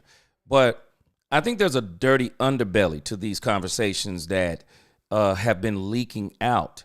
And, you know, sometimes we fall so in love with players. But there's a dirty underbelly to a discussion on a player, too. And I'm pretty sure they've had this discussion, and this is why some of these things come out. But you also have to ask yourself, what would that player command if we traded him? You have to have that discussion. What would it do for this team if we traded him? Who could we get if we trade him? You have to have those conversations too. I don't think they're trading Micah Parsons, but you have to have those conversations too. And Micah Parsons is another one of these players, similar to what I'm talking about. The only way a player becomes truly dominant, he needs other players around him. Period. End of story. No man's an island. I mean, unless you're talking about somebody like Darrelle Revis, but that's a whole different conversation as a cornerback. But even he still has to have people playing right with him. There will be times he's going to get over the top help. Not going to be often. Maybe he'll get underneath help. Won't be often. But he also benefits when he has a good defensive line and the quarterback don't get time to throw it, and he may throw an ill-advised pass, or maybe he underthrows a pass, maybe he overthrows a pass, and then Darrelle becomes dominant. Because if that ball isn't thrown perfect, then a player like him picks it off.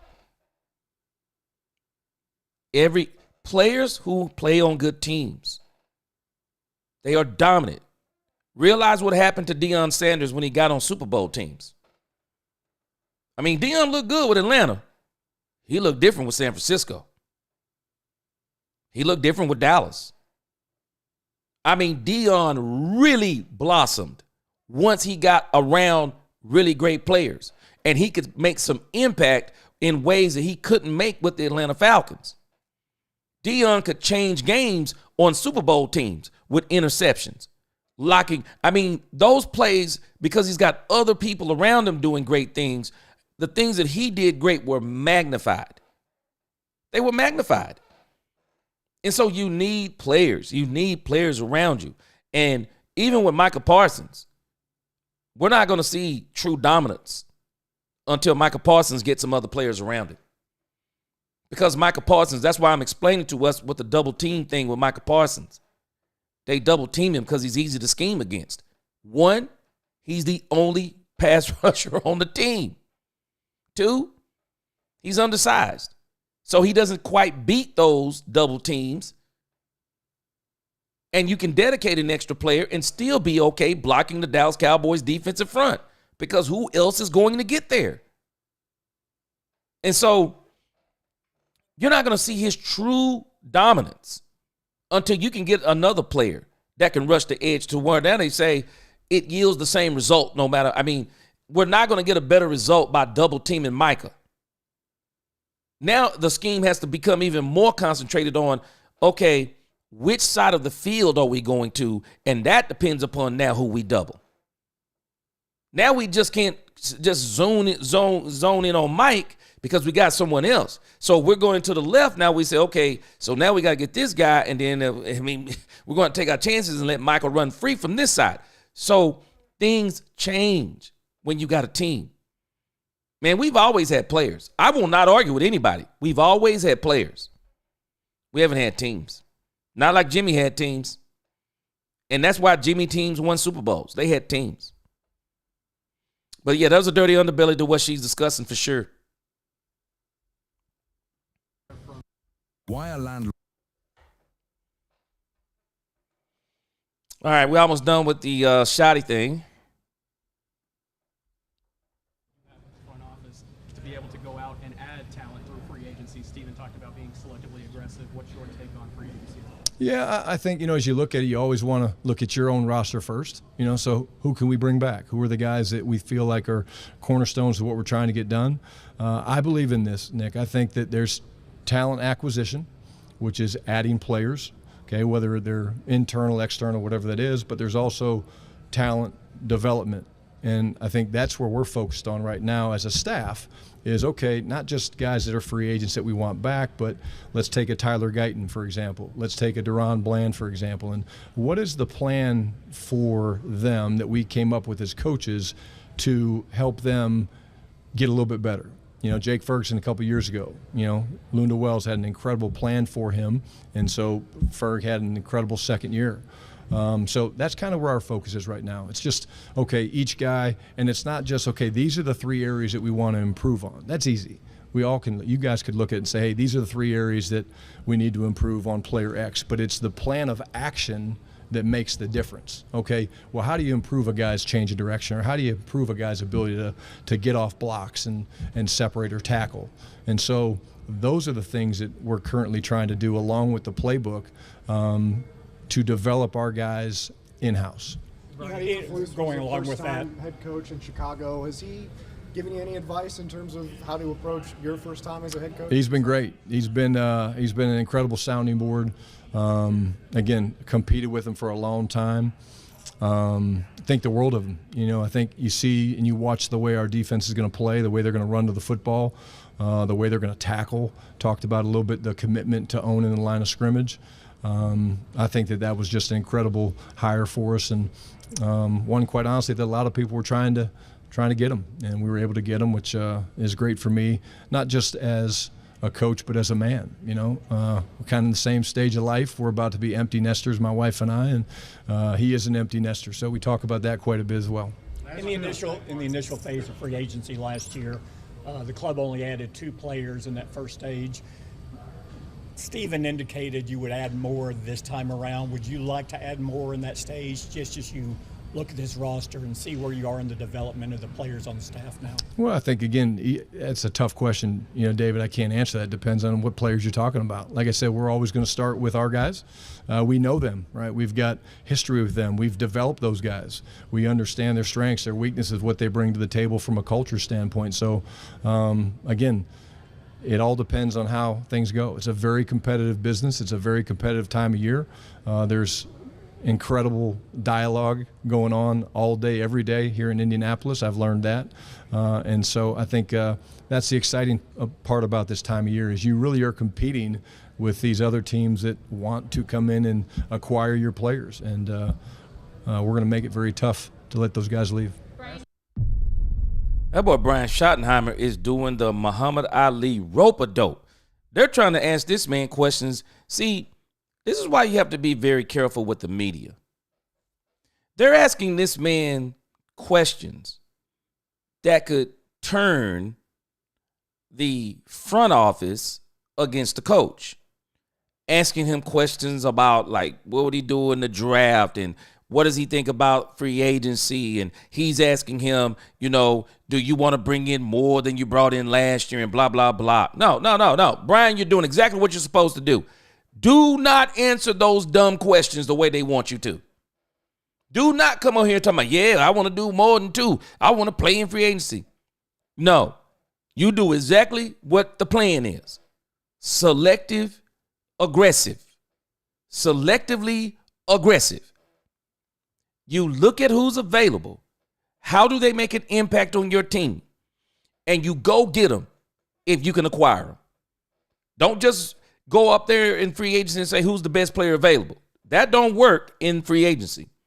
You need to get value out of those picks. They need to be people that come in and they make impact. They make impact when they come in. And so I'm laughing at what they're doing. This man is doing the rope-a-dope. I appreciate him. I 100% appreciate what he's doing. You already had a relationship with Dak going into this role, but what kind of conversations have you guys had since you became the head coach, and what type of dialogue do you want to continue throughout the offseason? Yeah, honestly, it's been more about life. He and I love one another. We care about one another, just like I do all the guys, CD, and excited to get to know more of the defensive guys. I think I've got a great relationship with a bunch of the guys on defense as well. I would say most of my day is spent walking the halls, and getting a feel for the players. Like I talked about, seeing Tyler Guyton down in the weight room, and bumping into Dono in the training room the other day. That's part of changing the culture, and that's part of letting these guys get to know me on a deeper level. But Dak and I talk about being dads and fatherhood, and there's been a little bit of just fun talk about scheme, but at this time of year we're not focused on that. We're focused on other things, and his rehab being one of them. He's kicking ass. He's doing great, and special man. Brian, real quick, it's expected that Zach Martin will retire this offseason. Can you just talk about him as a man, him as a player, and just how the challenge of the next man up coming up to fill those shoes, to try to fill those shoes? Yeah, I think special, special person. I've only been around him for a couple years, but the way he works, the way that he puts his body on the line, the way he goes through the process from Monday through Saturday that people don't realize to go out there and perform at the level that he did. No question that if that does in fact happen, that he'll be in Canton here in the next couple of years. If I don't get an invitation, I'll be pissed. Hell, we might be playing in the game. You never know. But special man, incredible player, but a better person. Really is. All right, we got to run. Thank you, guys.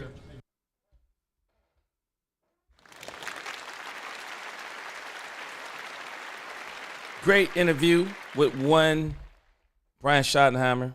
Pretty excited about everything that he's doing. Let me answer a couple of questions in the chat, boy. Y'all got some good discussions going. Now, Everson Walls and Deion Sanders. Let's just make sure we put respect on both of these men's name. Everson Walls was not better than Deion Sanders. I mean, we got to understand something about Deion. Deion Sanders is an absolute generational player. Because Deion Sanders on your team is different than having Everson Walls on your team.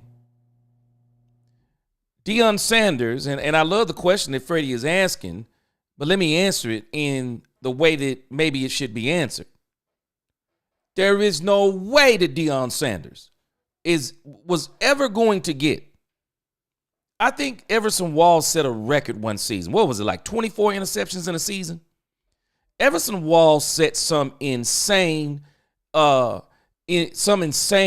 record. But let me tell you why that was never happening to Deion Sanders. Because there was not a team, there was not, who in the world was going to throw at Deion Sanders? Who? There were very few quarterbacks that even had the gumption to throw at Deion Sanders.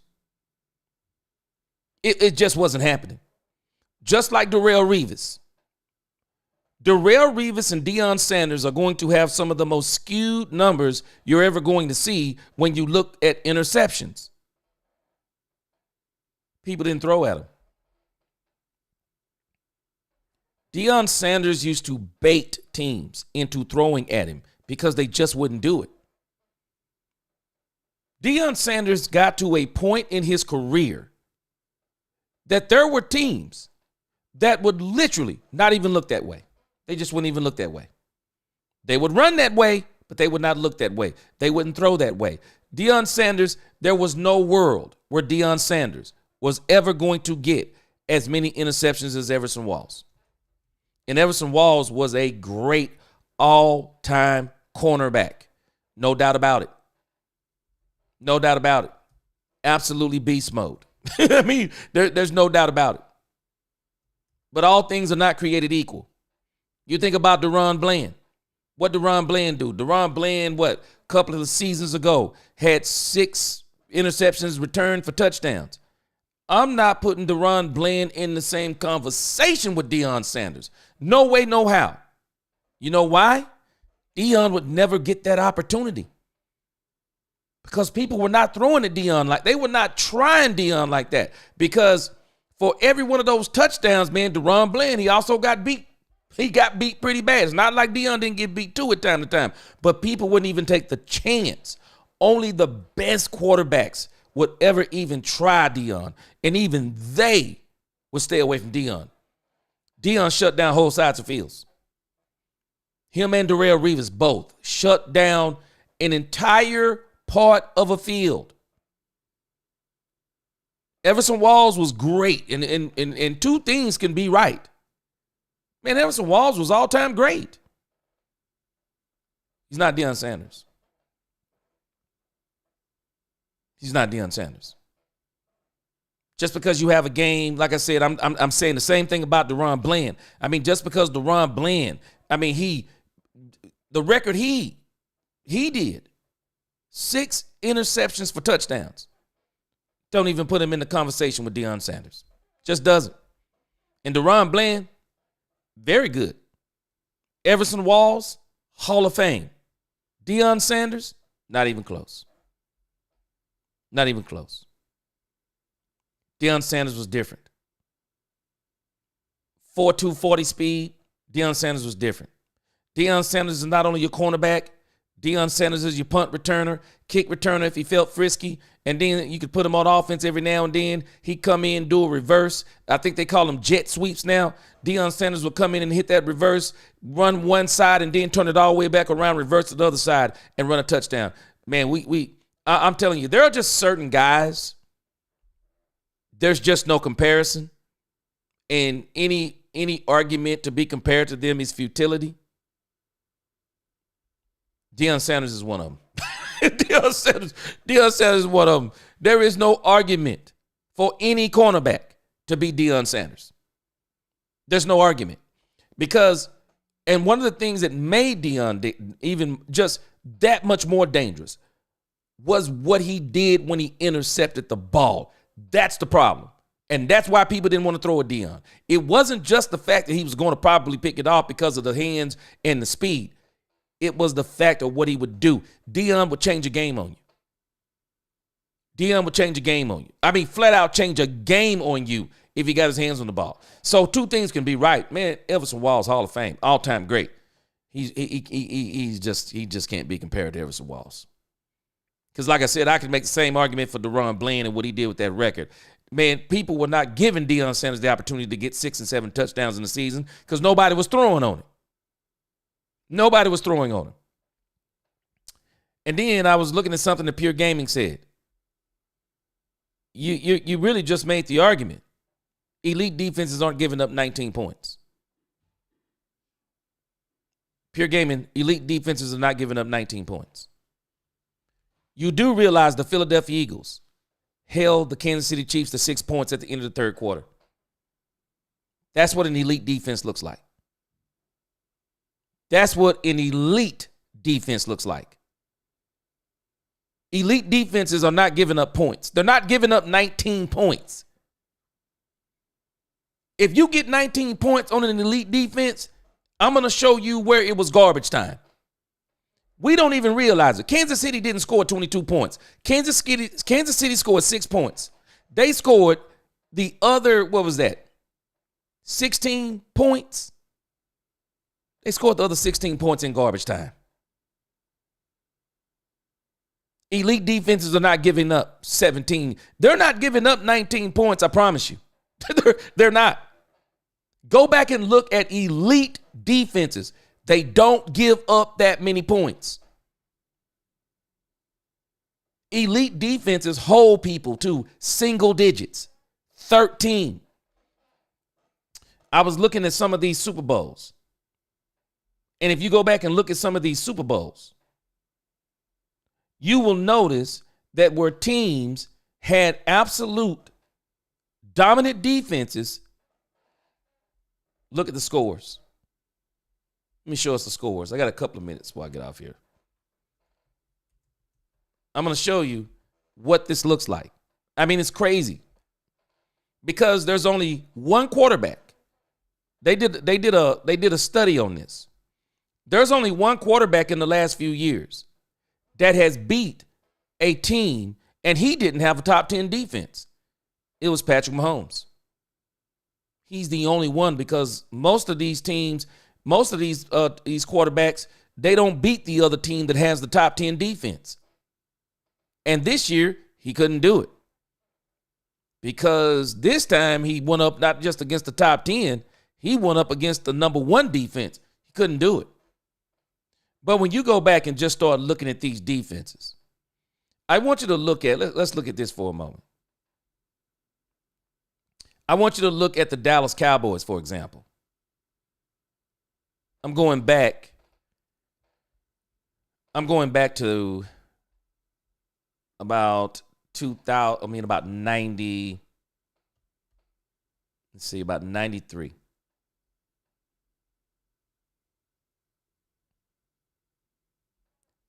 This is what elite defenses do. The Cowboys held the Buffalo Bills to 17 points the first time. You can only imagine what the box score was. They held them to 17 points. The second time the Cowboys beat them, they held them to 13 points. Go back and look at the San Francisco-San Diego game. Absolute dominance. Teams don't start scoring until late in those games. Even the Dallas Cowboys 27-17. Now, the 96 defense was not the 92-93 defense. For whatever reason, it wasn't as good. They held them to 17 points. You go back and look at these games, because not all of these teams have these top-tier defenses. You see some of the Super Bowls where they're scoring points. But you know for sure, when you get to the Super Bowls where the defenses are downright nasty, 2001 Baltimore Ravens. You want to know what an elite defense looks like? Go look at that defense. 7 points. You do not score 19 points on an elite defense. You do not do it. You don't score 19 points on them. You don't. And we're fooling ourselves. We haven't had those defenses. Pittsburgh, 10 points. I mean, we're talking dominant defenses. 2008, New England and the New York Giants. They both had dominant defenses. New York Giants was a little bit more potent because of that pass rush. Look at the score. I remember this Super Bowl and how boring it was. Because it was defense, elite defenses. And when you go back and even look at these games where they had an elite defense, you go where they scored more than 10 points. You'll notice those points were scored in garbage time most of the time. Look at this. Seattle in 2014. The Legion of Boom. You want to know what an elite defense looked like? Go to 2014. It was elite. The Denver Broncos scored 8 points. 2016, Denver Broncos, Carolina Panthers, they scored 10 points. When you look at when teams have great defenses, this is what it looks like. New England and the Rams, 2019, 13-3. Elite defenses are not giving up 19 points on no day, rarely on any day, and especially in big games. They're not giving up those kind of points. We just haven't had. We do not.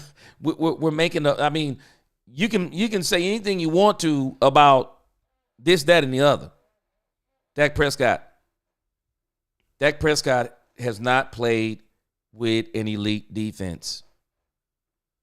And the reason why I know Dak Prescott hasn't played with an elite defense, because if Dak Prescott had played with an elite defense, we'd have already won a Super Bowl. Because elite defenses, they're the game changers. And when you have an elite defense, they change the game. The Denver Broncos literally carried Peyton Manning. I think it was the Denver Broncos. They carried Peyton Manning on a gurney to a Super Bowl because the defense was just that doggone good. We haven't had a defense like that. If we'd had a defense like that, Dak Prescott would already won a Super Bowl. And I think the year he would have won that Super Bowl would have probably been 2021 because they dominated the Tampa Bay Buccaneers. They just didn't have enough for the San Francisco 49ers. They just didn't. San Francisco 49ers, man, we don't give these guys credit. We keep acting like the Cowboys haven't beat these guys because we made mistakes. No, the doggone San Francisco 49ers have had great rosters. Absolutely great rosters. And they were better than us. We won't admit stuff like this. Man, the doggone 2021 San Francisco 49ers, they were better than us. They didn't have the better quarterback. They had the better roster, though. They had a way better roster. And there's no getting around it. And we have not had, I'm telling y'all, we have not had these type of rosters. And if we saying we have, I can't understand why we're lying to ourselves. I don't understand why we do it. And maybe the reason why we do it is we want to have a reason to say that Dak Prescott isn't good. We have not had these types of defenses. We have not. You look at even if you look at the San Francisco 49ers, I think the year we played them in 2021, I mean, you're telling me we were better than this defense? We were better than Ibukam, Armstead, Jones, and Nick Bosa. So we're telling me our defensive line was better than that one. Because I'm going to tell you it wasn't. The linebackers they had in 2021, Warner, Harris, and Alshire. You're telling me our linebacker cores were better than theirs. You're telling me our secondary was better than theirs. Mosley, Norman, Tart, and Ward. You're telling me our defense was better than those. I'm going to tell you you're not telling the truth.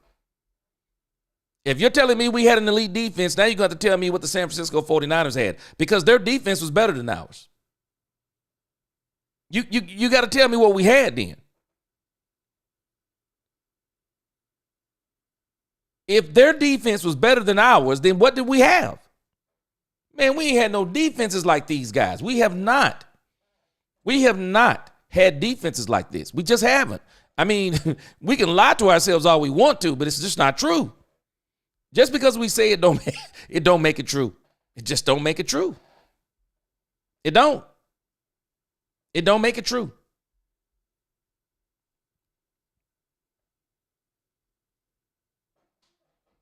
And you think about, man, these guys, even on offense, I mean, people can say what they want to say. But these doggone San Francisco 49ers have had some absolute squads, man. This squad they had, Jimmy Garoppolo was playing pretty good at that time. But they had Elijah Mitchell. They had Brandon Ayuk then. They had Deebo Samuel then, George Kittle then. I mean, when you look at these guys, Trent Williams, Tomlinson, Mack, Brunskill, I mean, man, these guys were not chop suey. I don't understand what we're talking about. These guys were not chop suey. There's a reason why they went to the Super Bowl. The end of the day was, I keep telling y'all this, and I'm gonna stick to my guns. Dak Prescott was a better quarterback than Jimmy Garoppolo. But Jimmy Garoppolo was the quarterback on the better team in the story. Patrick Mahomes is better than Jalen Hurts every day of the week and twice on Sunday. Patrick Mahomes is better than Jalen Hurts, and it's not even close. But if you tell me about the team that he was on this year, well, now we have a different discussion. Because the team that Patrick Mahomes was playing on, it wasn't even close to the team that Jalen Hurts was playing on. We don't even understand some of the stuff that we're seeing. We've had the better quarterback. The better quarterback isn't the problem that we've been having in these playoff games. We're going up against teams that are better than us. Bar none, better than us. We can argue what we want to. I'm laughing. 2023. So somebody's going to tell me in 2023 the Dallas Cowboys in 2023 we had an elite defense. In not one of those 12-win seasons did the Cowboys have an elite defense. Not one time. Nope. Not one time. You can tell me anything you want to. The stats show it. The tape show it. Nope. We did not have elite defenses. We have been absolutely, I think we fool our own selves. We have not had elite defenses. We haven't. And we haven't even been elite on offense. We don't even give our quarterback credit. This man been doing more with less for years. The one year that I say that Dak Prescott probably had a lot was the rookie season. That was the peak to me of Ezekiel Elliott's powers were in Dak's rookie season. And I still don't blame that loss on Dak, and I don't think nobody can. Can't blame that loss on Dak Prescott. It was Aaron Rodgers. It was prime Aaron Rodgers. He threw Mike McCarthy's play in the trash and made up his own and beat us. It is what it is. I want to look at this last story before I get out of here. Cowboys owner Jerry Jones. This is kind of what Nisi was alluding to. And what we've all been, Robert M. even mentioned it. He's talking about how eerily quiet Jerry Jones has been. Jerry Jones shocked scouting combine meeting change. The Dallas Cowboys general manager will not talk to reporters, citing it does not fit his schedule. Well, it seems like to me Jerry Jones has always had time to talk. Not this time. And I'm not sure if it's not about fitting his schedule. I think it's about the fact that he's going to let Brian Schottenheimer, at least for right now, he's going to let Brian Schottenheimer be the face of the franchise, and he's going to let Stephen Jones. It seemed like it's about to be a changing of the guard. It's going to be a changing of the guard. Fred Allen, appreciate you. Jerry and Steven know about being average and making money. I don't think this year. I think they're about to do something different. This season looks different, but the proof is about to be in the pudding. What are they about to do in free agency? Are they going to selectively, aggressively pick an impact player for this team? Are they about to do that? That becomes the question. Are they about to do that? And I'm going to give them the benefit of the doubt for right now, because everything or the direction they're moving in is saying they're going to do things different. Stephen Jones has already told us he understands why we're apprehensive. He said, and we have every right to be. So when you say stuff like that, you understand where everybody's coming from. So they're doing things different. Yep. They're reporting it that Jerry Jones has rather amazingly canceled his annual On the Bus Indy media meeting because he got visits with players' agent schedule. Agenda includes. Now, in the past, Jerry would have did this and wouldn't even blinked. Jerry would have did this and wouldn't even blinked. But this year, D-Law, I know some of y'all don't like this. D-Law, now I'll tell you the one I don't like. It's not that I don't like Rico Dowdle. I just don't want the Cowboys to get Rico Dowdle and then it makes them go in the draft and not get a running back in the first or the second round. Rico Dowdle can be the 2 and the 1-2 punch, but the Cowboys need a home run hitter. And Rico Dowdle, he can grind it out, but he's not a home run hitter. And then, of course, they got Jordan Lewis. I am not opposed to the Cowboys re-signing Jordan Lewis at the right price. Y'all tell me what you think. And then they got Izzy and Nick Vigil. Now, the other guy that I'm wondering about is Kendricks, who played linebacker, because I thought he did a fabulous job for the Cowboys. I really do. I think he did a fabulous job for the Cowboys. So I would love to see them bring him back. But Jerry Jones has been very quiet. And he can make any excuse up he wants to, but Jerry has had this ain't like this is new for Jerry Jones. But he's doing something different. That's all I can tell you.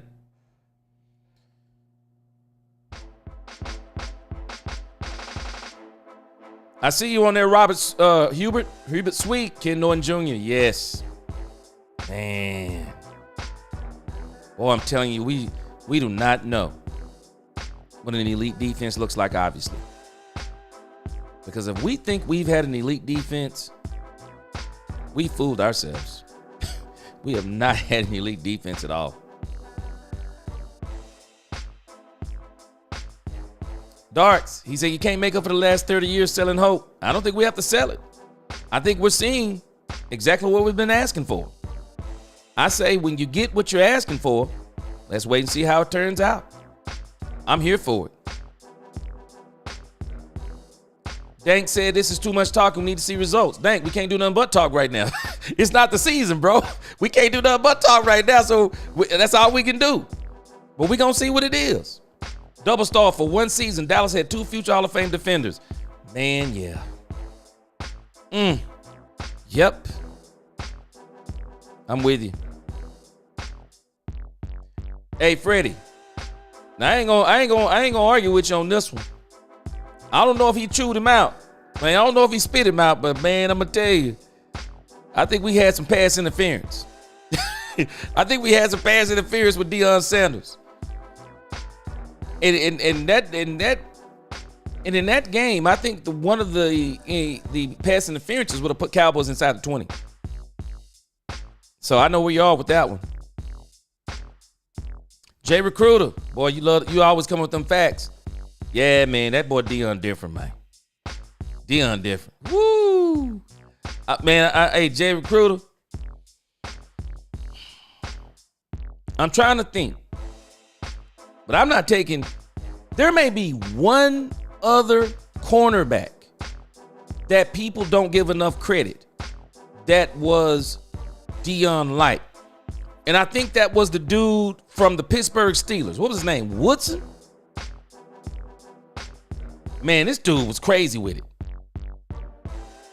The Pittsburgh Steelers had a cornerback that was absolutely crazy with it back in the day during the Deion times. This dude don't get enough credit. Hey, Bamble boy, man, Deion, Deion was crazy with it. Deion was crazy. All right, guys, I'm going to be back tomorrow. So we're going to do it early tomorrow. If they're going to do we need to see those skill players. Wide receivers, running backs. I want to see who's going to run a fast 40. So y'all definitely be up. I'll do this tomorrow at 1:00. Yeah, y'all hit that like button. I agree with Angie. Y'all hit that like button on your way out. But we'll be back tomorrow at 1:00, and we're gonna check out this. We're gonna check out the combine.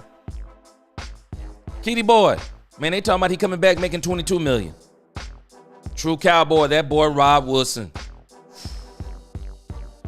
That boy Rob Woodson was a problem, man. And he could hit. And he would bring the wood. Man, that boy Rob Woodson was a problem. He was. The Woodson's back in the boy. Man, that boy Woodson was, whoa, he was crazy. He was. Yeah, Rob Woodson was a beast. Yeah, Rob Woodson, yeah, for sure. He was insane. All right, guys. I'll be back tomorrow around 1:00. I guess we'll do the combine together. Appreciate y'all rocking with me. Until the next time, let's talk Cowboys, where we talk facts. Peace.